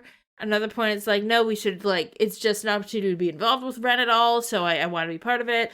But she's kind of like, I don't know how I feel about it, so I'm just going to power through by trying to get, like, involved in it. So she asks her parents to let her sign up to the project and contribute, and they pretty much say no. Actually, even worse, because Erica's like, you can help me. You can help me by helping deal with the fact that I enter the country illegally, and there's a lot of paperwork that needs to get done, which is wild. Chase down Chief Murdoch and get my travel documents sorted, please. Because I crossed the border illegally using my little land. You shot a projectile across country lines. With humans in it. Yeah. It's like, am I crossing it illegally or like human smuggling? Yes. Or is this a declaration of war shooting a weapon from another country? Right. So we have to go find Murdoch, and he is praying for this to not be a problem. I mean, imagine having to interrupt a man praying that your parents don't cause him problems to tell him that your parents have committed a crime. Yeah, he's like immediately panicked. He's like, oh god, don't tell me that the Zeiss Central Factory is a smoking ruin right now. And I love that Tita's line is, don't worry, nothing like that's happened yet. Yeah. He's like, you just need to, like, sign their visas, please. And he's like, oh, thank god, yeah, I can take care of that for sure. And powers off to go deal with that. He's like, the problem is that they waited this long to tell me. I really should have done it yesterday, but okay, I can deal with it. He runs off, and Tita takes a second to pray, and it's less of a prayer, more of a self-reflection moment, where she thinks to herself, something that comes up a lot in this chapter, she goes, I'm not as strong as Estelle. And she goes, maybe if this thing is really as strong as Powder Matter, then I could use it to, like, have a proper conversation with Ren, instead of, like, as soon as Ren feels a negative emotion, like, trying to stop someone with Powder Matter and then flying off. Yeah. She's like, I really need to be involved with this. I need to... And it's interesting that she attaches the physical strength of Powder Matter to the emotional strength of Estelle. Because it becomes clear, I think, that what she's talking about when she talks about Estelle being strong is what Estelle said to Ren. It's not about Estelle's physical strength. It's about Ren being able to say what she said to Ren at the end of SC. The confidence and clarity sort of communicate what she's thinking and feeling. Mm-hmm. And I guess Tita's processing that through, like, the way to build emotional maturity is to build a weapon of mass destruction. If I had a mech, I would become fully realized. With a mech, I shall no longer be a beta cuck. All you need is a Gundam for self-actualization. Exactly. Like, why isn't everybody doing it, honestly? She sorts out the paperwork, heads back to find her parents, where Albert is showing off his cool new bandsaw to Erica, which I assume is the one they used to cut into the black orbment.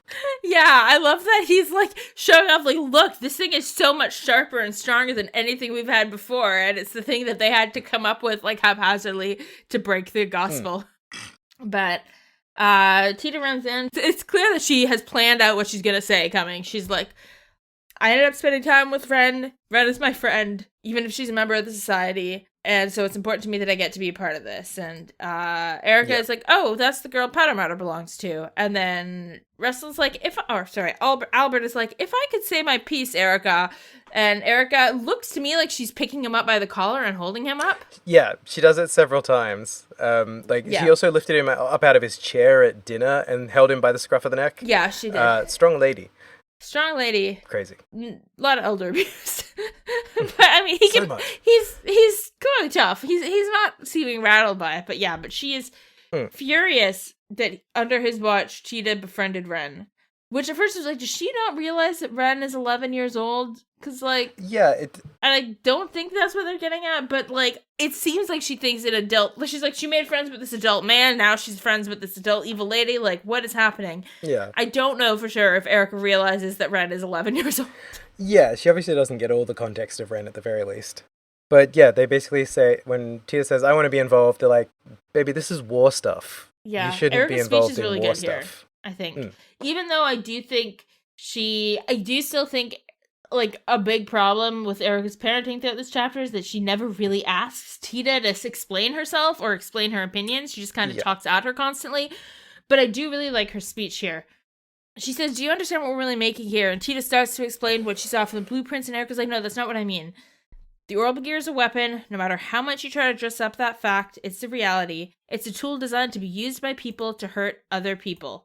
And Teoh tries to sort of explain, well, patrol airships can be harmful, but they're used to protect people. And Erica's like, no, it doesn't matter if we want them to be protective. She says, the devices we pour our hearts into making go on to cause unspeakable suffering to people, and there's nothing we can do to stop it. That's what being a scientist and a researcher at an institution like this means. Are you ready for that? And Teoh's sort of stumped by this. She's like, and kind of loses her resolve a bit. Yeah, it's not even clear to what extent it's losing the resolve versus just not having an answer prepared. Because, like, she goes away and thinks about it and comes up with an answer for it. But it's like, yeah. I mean, she's 13. She needs to go and think about how to answer this. But it is a really good speech, I think, about...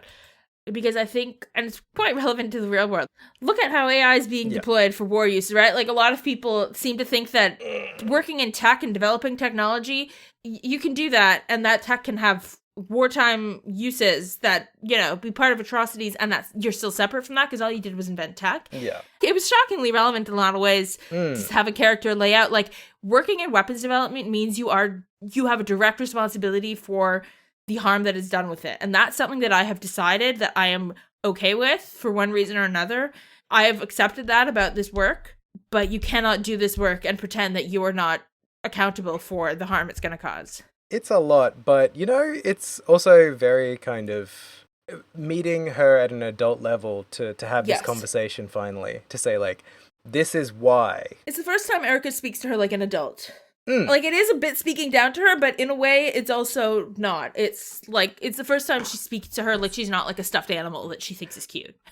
Yeah, she's giving explanations and context, which is something that Teoh doesn't seem to get from her parents previously. Yeah. So it's like, this is serious. This isn't like I'm your mean mom. This is like, do you want to be a weapon maker? Yeah. Do you want to have that on your contents? Because you're such a sweet, kind young girl, that's a lot to put on anybody. And especially when you're like a child who doesn't, like, I think Erica says something basically about, like, are you even able to, like, agree to do that, like, at this age? Like, are you even able to understand the decision you're making? Because once you become a weapons developer, once you develop something that goes on to hurt people, you know, you can't put that genie back in the bottle. Teoh gets upset and just kind of shouts, I'm not taking this lightly either, you know, and runs out of the room. And Albert does point out, he's like, I understand how you feel, Erica, like, I really do. I do think you're missing the fact that Teoh's grown up a lot in the last, like, 2 years. Yes. And she has thought a lot about what she went through and who she wants to be. Yeah. And Erica makes a rational point that, I'm sure that's true. I still don't want her developing a weapon. Fair call, mum. Yeah. But, like any child, when she gets a no from mum, she goes to find dad. Yep. And... and Dan has some pretty wise words to share with his daughter. While it seems like Erica very much wears the pants in the relationship, Dad's just kind of like the quiet, stalwart, wise parent who sort of like waits in the wings. And more emotionally intelligent. 100%. But yeah, she basically says, like, if you want to convince your mum, you have to steel your resolve against her. You have to be ready to, like, meet her in the conversation and answer her questions and sort of address her concerns. You need to come correct, basically. He also draws a really interesting distinction between Erica and Albert, where he's basically like, your grandfather is a scientist who is driven by his intellectual curiosity. He's curious, he's excited, he wants to discover and invent things because he's a genius who wants to know if he can do things and has ideas and wants to implement them. Your mother has specific ideals and objectives and goals as an engineer. She is not inventing a weapon because she's excited to make the science work. She's inventing it because she wants to create a weapon. For national defense reasons, maybe, but there's an intention. It is not because, I wonder if I can make this work. And I think that's a really interesting distinction, that, like, she has her ideals and her goals and her own moral compass, and you can agree with it or disagree with it. Yeah. But she's very strictly following that whenever she does her work as an engineer. She is not, the outcomes of her research are not divorced from the research to her. She's owning that connection, that responsibility, and wants to make sure Teoh does the same, it seems. Teoh sort of gives a very impassioned speech to her dad about her stance, about how much, she has thought about these things and she's grown up, etc., etc. I didn't capture the actual dialogue. She does point out, I didn't get all of it, but I got some of it. Some of the gist of what we get is Tita's insisting that, like, she wants to be able to confront Ren and, like, really talk to her and say how she feels and listen to what Ren has to say. Yeah. And her dad's like, okay, but honey, you need to understand that confronting someone is a lot harder than it is in your head. You can think about all the things you want to say to someone in your head. Actually standing in front of someone who is upset and hurt and angry and saying the things you want to say is an incredibly difficult thing to do. It certainly is. Which is true. It's really hard as an adult. It is one of the hardest parts of being an adult. As a 13-year-old, it's especially difficult. And to not say worse things too, right? Because you can also get caught up in the heat of the moment and be crueler than you mean to be, or harsher, or get mad. Like, to confront someone about the things you want to say and not say less or more than that is really hard. Yeah, to find that line. Dan also says being kind is not enough to change a person's mind. The fact that you have all empathy for Ren and care about her is not necessarily like gonna mean you get through to her. Yeah. But I think that's interesting because I think as much as I understand what he's getting at, I also think that even shows a little bit of a misread of Tita, who she is now, because I think Tita has very strong resolve, but a very limited ability to put it into words. I think Tita really struggles to express herself, but is very confident of, like, how she feels about things. I mean, remember, like, when she, like, is throwing herself between agate and a sword, when she's, like, forcing him into bed and, like, basically, like, weaponizes crying until he, like, gets back into bed because she's like, you have to recover. Like, she doesn't always know how to express herself, but she does have a much stronger, even compared from FC to SC, she's a much stronger, like, sense of resolve. Yeah. So I think this is also, there is an element of, like, her parents have not watched the growth that we've watched over the last 2 games. Yeah. She also, I missed the line, but she quotes Agate at one point. Something about guts. Something about, like, oh, yeah, everything takes guts, or it all comes back from guts, or, like, strength takes guts or something, yeah. Something like that. And she's like, that's exactly what you're saying, Dad. And he's like, that's not, I don't think that's it. But I'm like, it kind of is. It's what agate means. Kind of. And then there's a few lines that I really like where, sorry, I know I've been saying, like, I've been recapping this conversation in more detail than I meant to. She once again bemoans that she lacks Estelle's kind of power. And then she stands up and, like, turns around and faces her dad. And she goes, you know, Ren was part of Ouroboros, and she did some pretty bad things too, but that's not all there is. I spent some time with her. I went shopping with her. I sat and talked with her. I know that's true. Deep down, she's actually a sweet girl. I'm sure she wasn't faking it either. It's who she really is. She's not some kind of inhuman monster. She's an ordinary girl who was like an excited little kid when we found a cute pendant in a shop. And when I tripped and fell, she didn't hesitate to hold her hand out for me. She's a good person, and I still think of her as my friend even now. But after that, she went away from me. Ever since then, her and Powder Matter have always been out of my reach, physically and emotionally. Maybe the Orbital Gear will give me a chance to change that. If I have that, I might be able to see a little bit of the world that she does. Maybe she'll even be willing to open her heart, even a little, and tell me how she really feels, all while listening to my feelings too. Like, there's a lot of clarity, even though it took her a while to figure out how to say that, in terms of what she means. And it is a naive worldview, but it's also something she's clearly thought about a lot. She's been cooking on this. She isn't just, like, frivolously making decisions. And yeah, it's nice to see her parents recognize that, because it turns out that while she's been giving this impassioned speech to Dad, Mum quietly arrived on the elevator and has been listening in.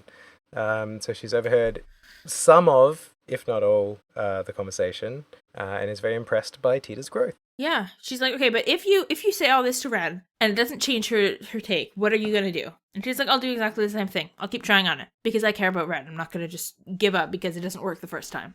Yeah, resolve. And she's like, and also I'll get maybe having my own mech will make me understand her better. maybe I'll connect to her. True. You know, if you really want to understand your friend, you've got to walk a mile in their mech. Exactly. And Erica has said, yeah, okay, you can be part of it. She likes this answer. She's like, great, let's do it right now. Wicked. Thank God we jump ahead in time a bit at this point, because we are seeing every moment of every day so far. This is such a long moon door. Oh my God. But we cut to 2 weeks later. Oh my God. It only takes them 2 weeks to build this thing, which feels like, I guess it is only the first prototype, but that's still, like, for never before seen technology, I feel like 2 weeks is very, but apparently they don't sleep at all, so that is more like 4 weeks of work, just that it's compressed into 2 weeks. Yeah. I mean, I guess it's really convenient if you've got conveyor belts that run to every other part of a massive underground factory to just kind of manufacture whatever parts you need, but this is true. Still, 2 weeks to develop the first Orbital Gear is pretty crazy. But they reveal it. It's it looks like a mech suit from Alien. Kind of, you look in and it's got like attached to your arms and legs. But it's sort of orangey. I guess because it's a prototype, it's made out of like safety pieces. Yeah, it's all done. They're very excited to get started on testing immediately. Tita needs to sleep. Tita needs to sleep. Erica's like, oh, Tita, you've got to test it because we could only fit a small chair in the prototype, so you're the only one that'll fit. So jump in the mech. It's a girl child only mech. Get in the robot, Shinji. Exactly. Zeiss Genesis Evangelion. Oh my god. Not a good start, Erica. But Tita's like slumped over on the ground. She's like, I'm glad it's done, but I am so tired. I need to sleep. And then pretty much just keels over immediately. They're like, okay, yeah, maybe it's a good idea not to put the sleep-deprived child inside the weapon. It would give skewed results. Oh, and it's irresponsible parenting or whatever, I guess. But mostly the skewed results. I like how when Tita's, look, because they specify in the text between like during the 2-week jump, they're like, for the first time, Tita got to be treated like an engineer and equal to the adults around her. And it's like, and what that means is you lose human rights. There's no workers' rights. Yeah, like the moment she was like accepted into the team, Mum was like, well, I hope you know I'm going to work you to the bone and really abuse the privilege of having you as a resource. Yes. I love you, daughter. So Tita falls asleep on the floor. And Erica's like, all right, so I guess tomorrow we'll start tests. So that's, Friday the 28th. And this wakes Tita up. She's like, oh, I need to go start cooking if tomorrow is Friday, the 28th. And she starts running out. She runs into her grandpa on the way back. Mm-hmm. She's like, tomorrow's Friday. I gotta go cook. And grandpa's like, oh, yeah, that's when Agate's coming. Haha. Parents are alarmed by this. Tita's like, yeah, the last Friday of the month, he comes for a visit. So I want to go start getting food ready for him. Erica is so angry and excited at the same time. Like it's like this unholy mix of thrill and fury. She goes and breaks a box. Yeah, she punches a crate the same size as her hard enough for it to shatter into pieces. Noting that she is not one of the combat people in this universe where that would be reasonable. Then she kind of pivots and she's like, oh, so Agate's visiting, and basically implies that she needs a target to practice with her orbital gear on. She needs a sacrifice. Specifically, this requires a sacrifice. Yes, and that is by standing perfectly still while they get punched by a big mech robot to test how punching it can get. I'm expecting him to offer his very life in the name of science.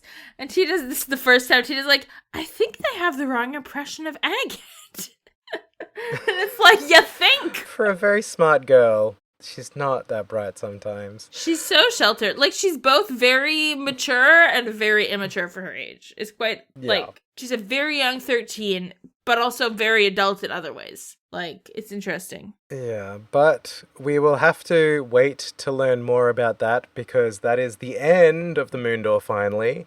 The end of the Orbital Gear Project Part 1. Part 1. Well, at least we'll have Agate next time. Presumably, maybe we'll get to hit something with a sword if Agate's there. That could be fun. That would break up the pacing a bit, but hopefully it'll be a little while before we have to do Part 2. I would like to do some shorter doors and different doors. Yeah, me too. Alright, so, that is our first Moon Door down, Moon Door number 1. What would you give this door out of 5 moons? 3? I was going to say 3, yeah.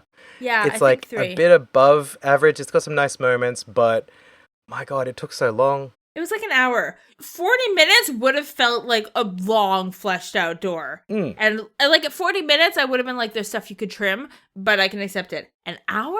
Crazy.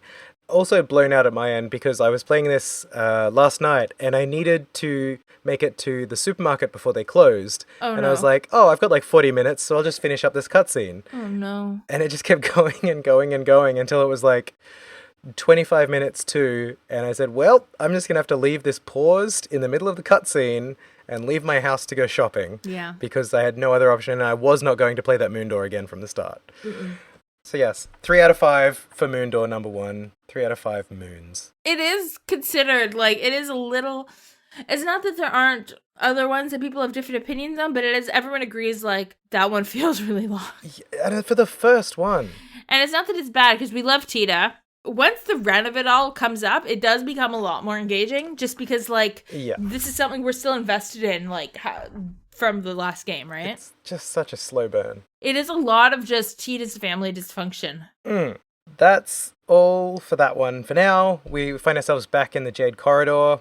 Tita steps back out safe and sound. If you do turn around and talk to the door again to try and access the second part, it has a new caption. It says, "Bring to me the girl skilled in orbital engineering, accompanied by an ever-burning flame." Which, but agate, obviously. That's going to be agate. Yeah. Erica told us that it was going to be agate. So we need both of them present to go see the memory of meeting the parents, which I'm sure we'll get to eventually. Tita explained everything that happened on the other side of the door, and hopefully it didn't take an hour like it did for us.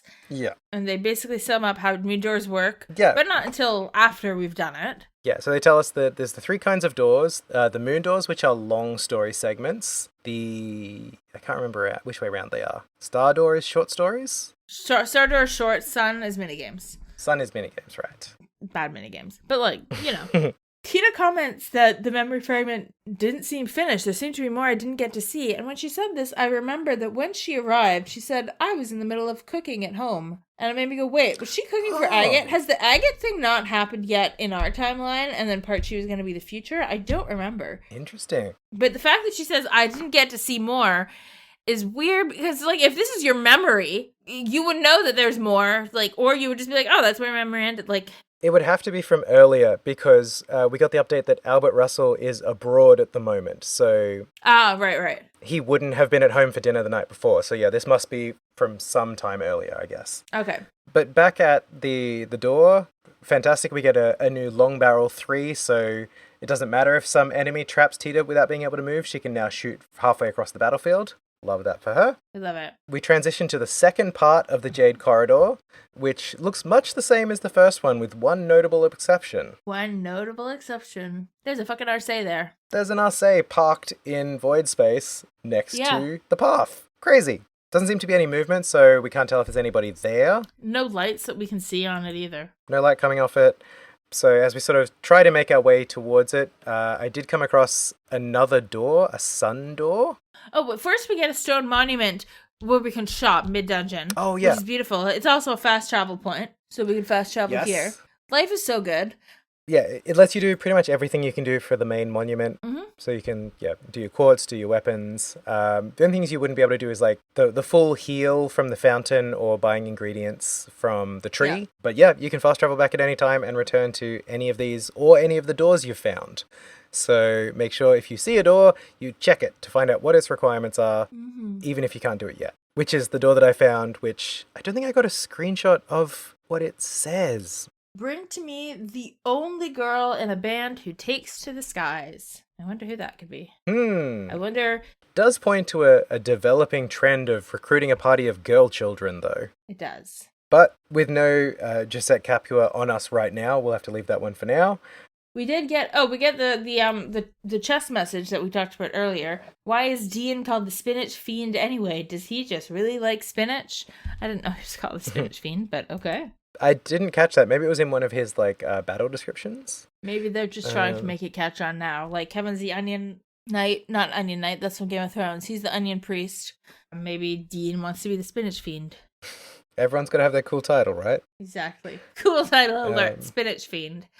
Oh, I did find one spot in this second map, because there's a couple of spots where you've got to use a teleport to get to another section, and there's kind of chains of teleports. Mm-hmm. There's two teleports on a little platform ringed by 4 of those stone monument statue enemies. Yeah. That was basically where I got all my quartz together so I could fully set up my party, because you can just hit all 4 of them, go through one of the teleports, go back through it, and they instantly respawn.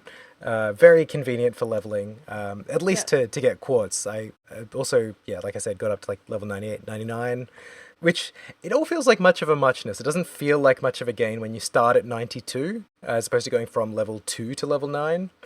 Yeah, but I think once we hit 100, it starts to feel like you're up for 1 again a little bit. Like it kind of resets again, It kind of resets a game, and I think it does feel... It would feel really cheap if somehow Kevin got Metroided back to level 1. Yeah, true.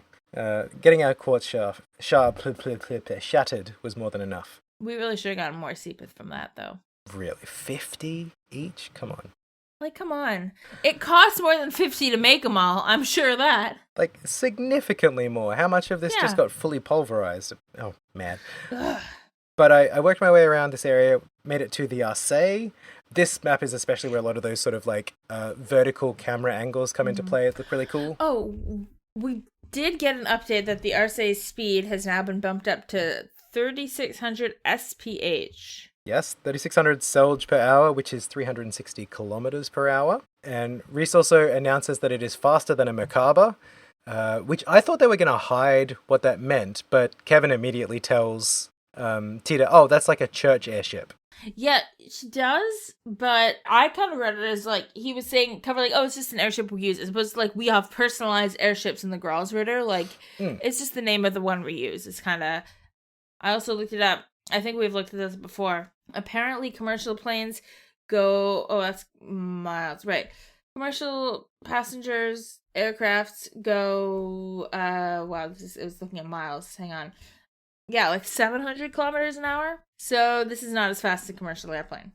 It's fast, but it's not crazy. But given that these are it's more of a comparison of like how much slower this is than like what we have in fight, because this is more of a fighter. Like it's meant to be like maneuverable in battle. Yeah, from all those action scenes last game. Exactly. So it's very slow by our standards, but very fast in this world.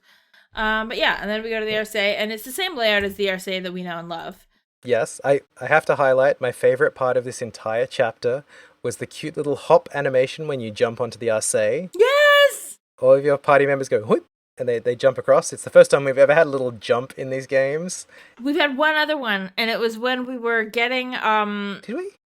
I think it was when we were trying to get on and off the Bobcat. Like, I think it was the Bobcat on the Oriole. It was something on the Oriole, or it might have been, when we were getting off where the Arseille had crash landed, and there was debris, we had to hop over debris at one point. We only did it like once, but it was like really cute we did the hop little animation there. Yeah, I did stop here for a minute and just sort of hop back and forth because it is very fun and cute. It's really cute. But yes, once I got that out of my system, I did step inside the Arseille, which is all dark. All the emergency-only lights are on. The place is deserted. Some of the rooms are sealed up, but not all. We basically make our way down to the room that was like our maintenance room previously, where like we had people helping with maintenance on our quartz and stuff. And the Capelle is there, and we can basically Tita goes into the engine room, and she can't get the thing running again, but she can activate the computer a little bit. And we can activate it enough to unlock 3 doors. We have to unlock one door and then quit out of the Capelle and then start again, and it has this like run up like AOL like startup screen, yeah. It started like beep beep beep, like a whole thing, the whole shebang. But then we get on and we do our 3 doors and we can go into the other rooms. One of them that I noticed in like the bunk room, which I don't think is locked to begin with, the chest message I quite liked. It's another little like fun fact one. Yes. It says, "Did you know the Trails in the Sky games now have a nifty skip S-craft feature on PC? That's not even in the original Japanese version. Isn't that Neato Torpedo?" It is Neato Torpedo. Thank you. It is Neato Torpedo. Thank you. Thank you, Exceed. Didn't know I could skip S-crafts. I do that in later games all the time, but they're shorter in these. I do it in the later games. I didn't know it was in this one, otherwise I would have been doing it. I'm going to have to try it next time I S-craft. I think I just always turboed them. I didn't know how to skip it. Thank you for letting us know. They literally did teach us something new. They did. And then we eventually make our way up to the bridge. And right in right in front of the captain's chair, though it could maybe be floating above the captain's chair, depending on how you like look at it, what it's meant to be. There's another sealing stone. And it's like, I wonder who belongs in the captain's chair of the Arseille. It does feel very leading, but at the same time, it does feel like playing a gacha game a little bit. Like, use your unlock crystal at the pedestal to see which S-rank character you're going to unlock this time. It kind of is.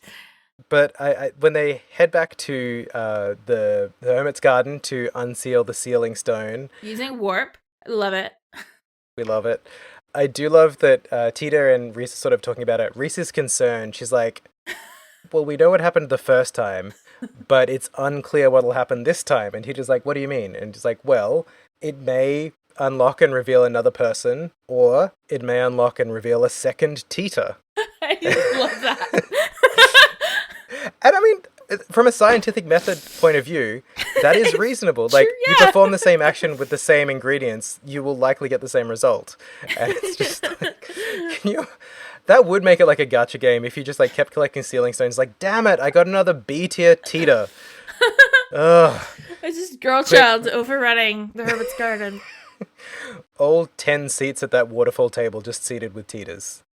I do think it's interesting. We haven't commented on this yet, but they do specify that the people we're getting are inside of these. They're trapped inside these stones somehow. Like, it's not like you do it and when you do this, they get teleported from where they are in the real world into the Hermit's garden. Like, all at the same time, a bunch of people got trapped into these little stones, and we have to go and free them. But we show this stone to this other big stone, and the little stone turns into a Julia. Turns into a Julia. I like how they always give, like, there's, like, a glowing circle, and somebody has a line, just, like, reads both times, like, hinting at who's gonna be. It's like they're like, if you want to guess who it's gonna be before you click on to the next text box, so she's like, a military uniform. And it's like, well, that could be Julia, Mueller, I don't know, Cassius. Like, there's not that many people. Sid. Yeah. Like, those are the 4 people we care about in military uniforms, I think. Like, yeah, but it's Julia, which Erica one. Russell would be very mad to learn about, because I hope Teoh immediately angled for one of her buttons. But again, a weird pull for another party member. Ashley did say, you're gonna be confused by some of the first people to join your party, but trust the process. And, like, they're not just going with the predicted. I like that they don't just go with the predictable order. You would expect Estelle and Joshua to be the first people you get, or somebody connected to the church, maybe. But we don't really have any options that come, but it's like... Yeah, like, Tita's a party member, so that makes sense. Julia was, like, a guest character very briefly, which does make it seem like they were just, like, play-testing her at the end of development for SC, getting ready for third. But yeah, she joins the party.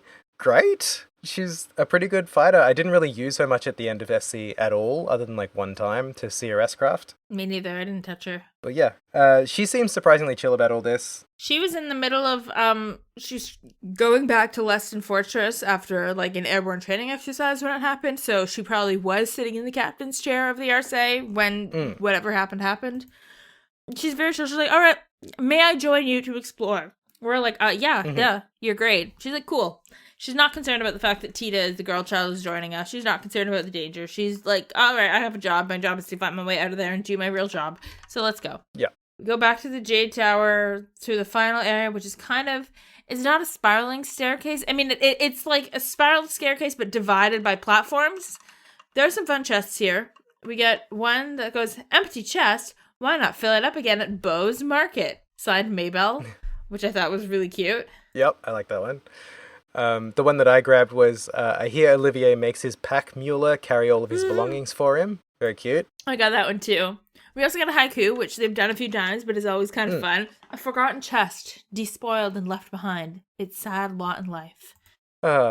Poetry. But yeah, eventually we make our way to the bottom of this spiraling platform, where we board a magic elevator that takes us even lower. It's a cube elevator, kind of. I mean, it's a rectangle, but it's a cube. I like cubic elevators. They're just standing on a cube. It's got no boundaries, no barriers. They're very trusting. When we get to the bottom, Reese and Kevin say that they can smell the stink of the underworld nearby. So it seems like whatever's up ahead is a boss fight, basically. We do have another stone pedestal, too. So very conveniently, we can, like, stock things. We can heal a little. Not CB, but we can heal other things. We can buy things since it does new quartz after some combat. Like, it's just, there's so much quality of life immediately. Definitely feels like the first instance of what we'll later know as augment stations in like the later games, where it's kind of a one-stop shop during the dungeon.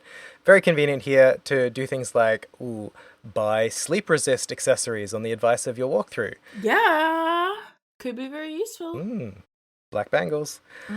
So with the warning of like a stinky bad guy ahead, I prepped my party, healed at the big rock, and stepped forward to find a big nasty boy. And we get an explanation of who he is, which is nice. It's kind of cool having like your monsters explained right up front to you. Like one of the 77 devils that appear in the Testament. So that kind of ties into this idea that they mentioned fiends that don't exist in our world, like fiends and devils. Like the church has writings about them, but they don't exist in the same world. Yeah.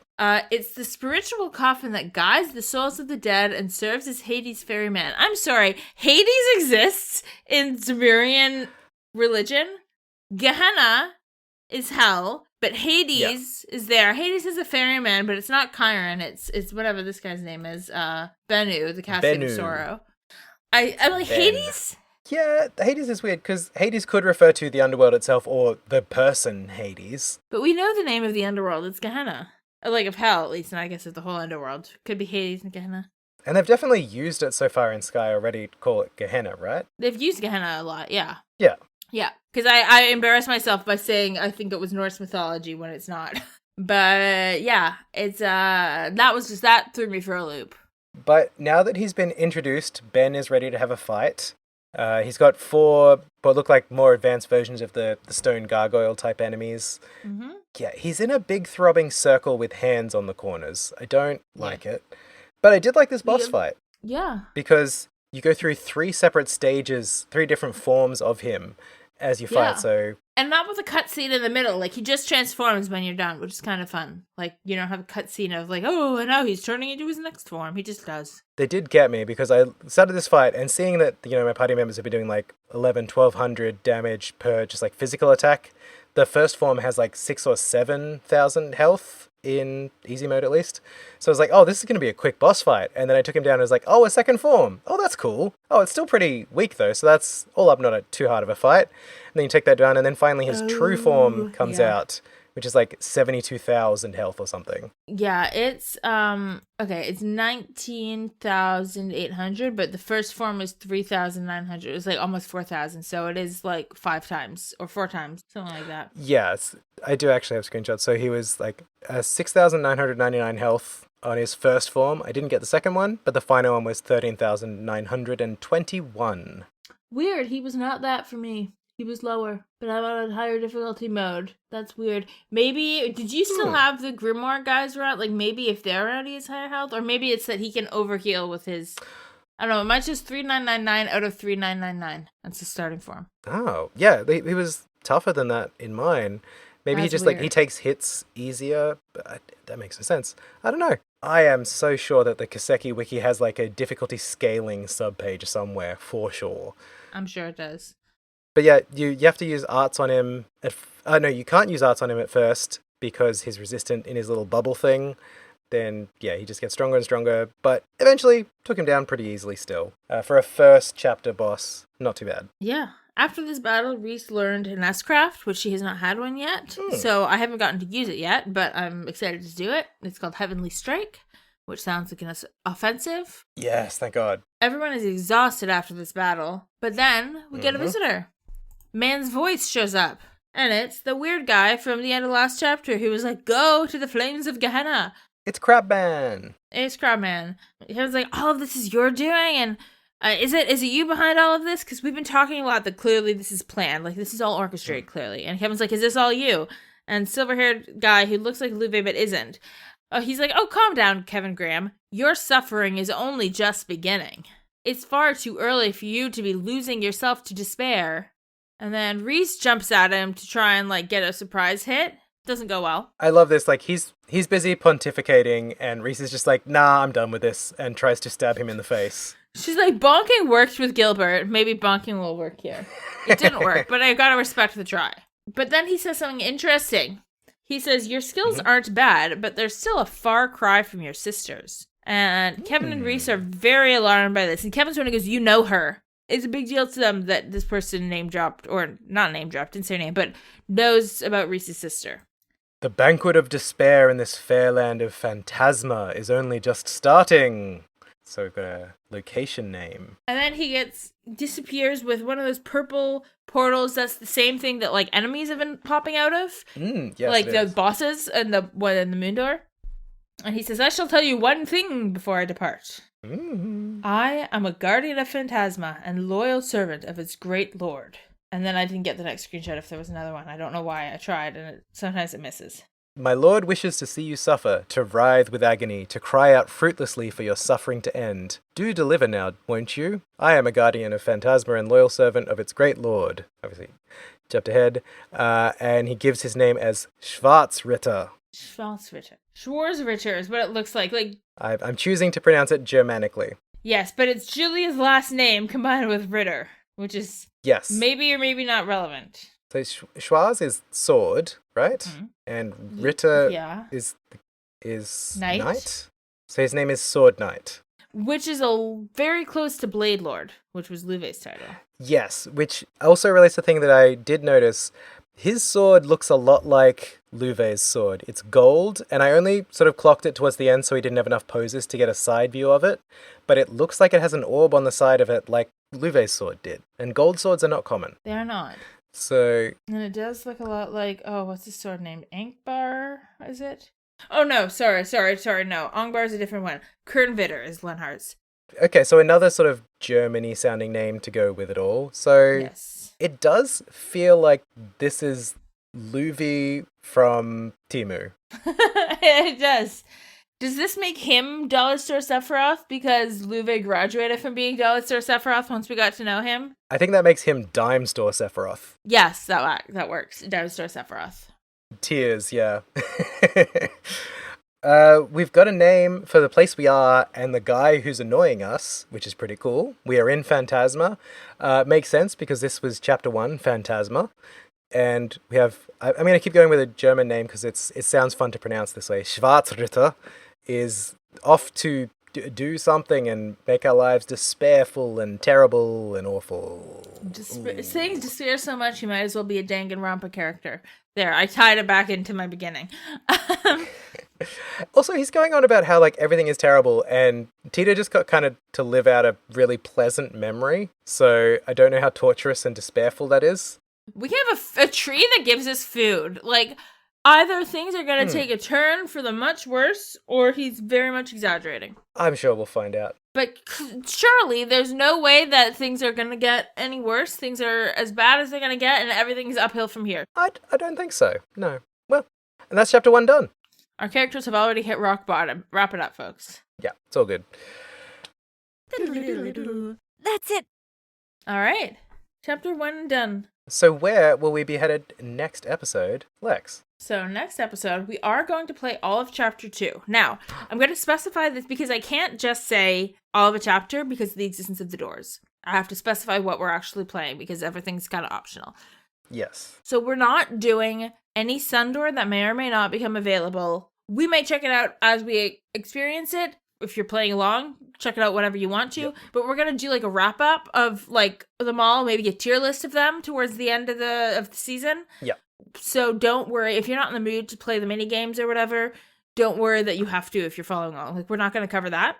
We may say, if we play it, we may say some impressions, but like that's not it. Yeah. We are going to do Star Doors 1 and 2. Now, Star Door 2 does have a requirement that you've done 100 battles. You should have done you should hit that, no problem. But if not, do a few battles and then hit it. But Star Doors 1 and 2, we're going to do. And because they're Star Doors, they're a lot shorter than the Moon Door we did here. I think... Thank goodness. The longest one is maybe 20 to 30 minutes, and the other one is like 15 minutes. Maybe less. No, definitely less. Like 10 minutes, I think. Like, it's fine. And they're interesting. Especially the second one. I'm very excited to talk about Star Door 2. Awesome. I can't wait. I have no context for who or what these could be about other than the one sad one I've watched and then this week's. So let's see what's going to happen. Very, very wide range. And they're both different flavors too. There you go. We're getting the multitude of human experience here. So that'll be next episode. But for now, thank you so much for joining us for another episode of Trails Through Trails and exploring the beginnings of Trails in the Sky, the third with us in this, our third season. Can you see the connections? It's all in front of us. It was there all along. I did a dramatic face and then realized no one can see me. They can feel it. I'm sure. So if you would like to get in touch with us between this episode and next, if you've got any questions, comments, concerns, anything, feel free to shout us at any of the following locations. You can email us at trailsthroughtrails@gmail.com. You can find us on Twitter. I'm going to say it. I'm a rebel. or Blue Sky, or Instagram at TrailsPod. You can visit our website, trailspod.online, which also has links to all of those things, as well as all of our episodes. You can probably find those already if you're listening to the episode right now. I'm so proud of you for knowing how podcasting works. Please rate and review the show if you can. We'd love to hear your thoughts. We have actually gotten a couple of lovely emails over the last few weeks. We have. From listeners, folks who have found their ways to our show somehow. So thank you for that. It's very exciting. If you do have any questions you want to send our way, feel free to email them through. And we might just say, moving forwards, feel free to note on there whether or not you're happy for them to be answered on the show. Because we don't want to pull anyone up into the spotlight that doesn't want to be there. So yeah, just let us know if you prefer not to have the question answered on the show, and we'll just assume that it's a yes otherwise. I feel like that's pretty reasonable. Yeah, I think so. Because if it's, I mean, obviously, if you say stuff that's not, like, question, we're not going to go and, like, read your personal, like, story. But if it's a question that, like, of general interest question, obviously let us know if you don't want us answering it at all in the show, and we won't. Yeah. But if it's, like, a general interest kind of question, then we'll probably, answer it on the show. But absolutely, if you tell us not to, we would never do that. Now, last week, with so much to talk about, we forgot to do our TWG Community Chest, but we are going to bring it back for this episode. Yes, we were bad. Except for last episode, every episode we usually draw out from the TWG Community Chest, there it is, the name of one of our fellow shows on the network that you might enjoy checking out. So our first selection for Season 3 of Trails Through Trails is, oh hell yeah, Frog of the Week. Right back into the money. Frog of the Week! Yes. Didn't they hang on, they hit a big milestone recently, right? Like, a number of episodes? Yes, I think so. What was the number? So Frog of the Week is our good friends Kim and AJ from the TWG network, who have also been on other various shows, both on .zip and the now retired but still beloved Asynchronous. AJ also edits Into the Aether and a bunch of other shows. If you need any audio edited, hit up AJ Folari. They're amazing. Okay. But Frog of the Week is a short-form show that comes out every week, just a few minutes long, telling you about a different kind of frog. And they've just hit their 200th episode, 200th frog. Did you know that there was more than 200 kinds of frog in the world? I didn't know. If you were listening to Frog of the Week, you would. Mm-hmm. So, get on it. Frog of the Week. Every Frog of the Week, I learned that there's a higher number of frogs in the world than I knew about before. The upper ceiling on frogs does not exist. That is this week's TWG Community Chest pick, so check them out, and all the other great shows on the West Garbage Network. Like us. So for next episode, we will be covering all of the main story of Chapter 2 of Trails in the Sky, the third, as well as Star Doors 1 and 2, but not the Sun Door. We'll reference it, but we're not going to go deep. But until then, I've been Matt. And I've been Lex. And we will see you next episode. On the trail. It's over!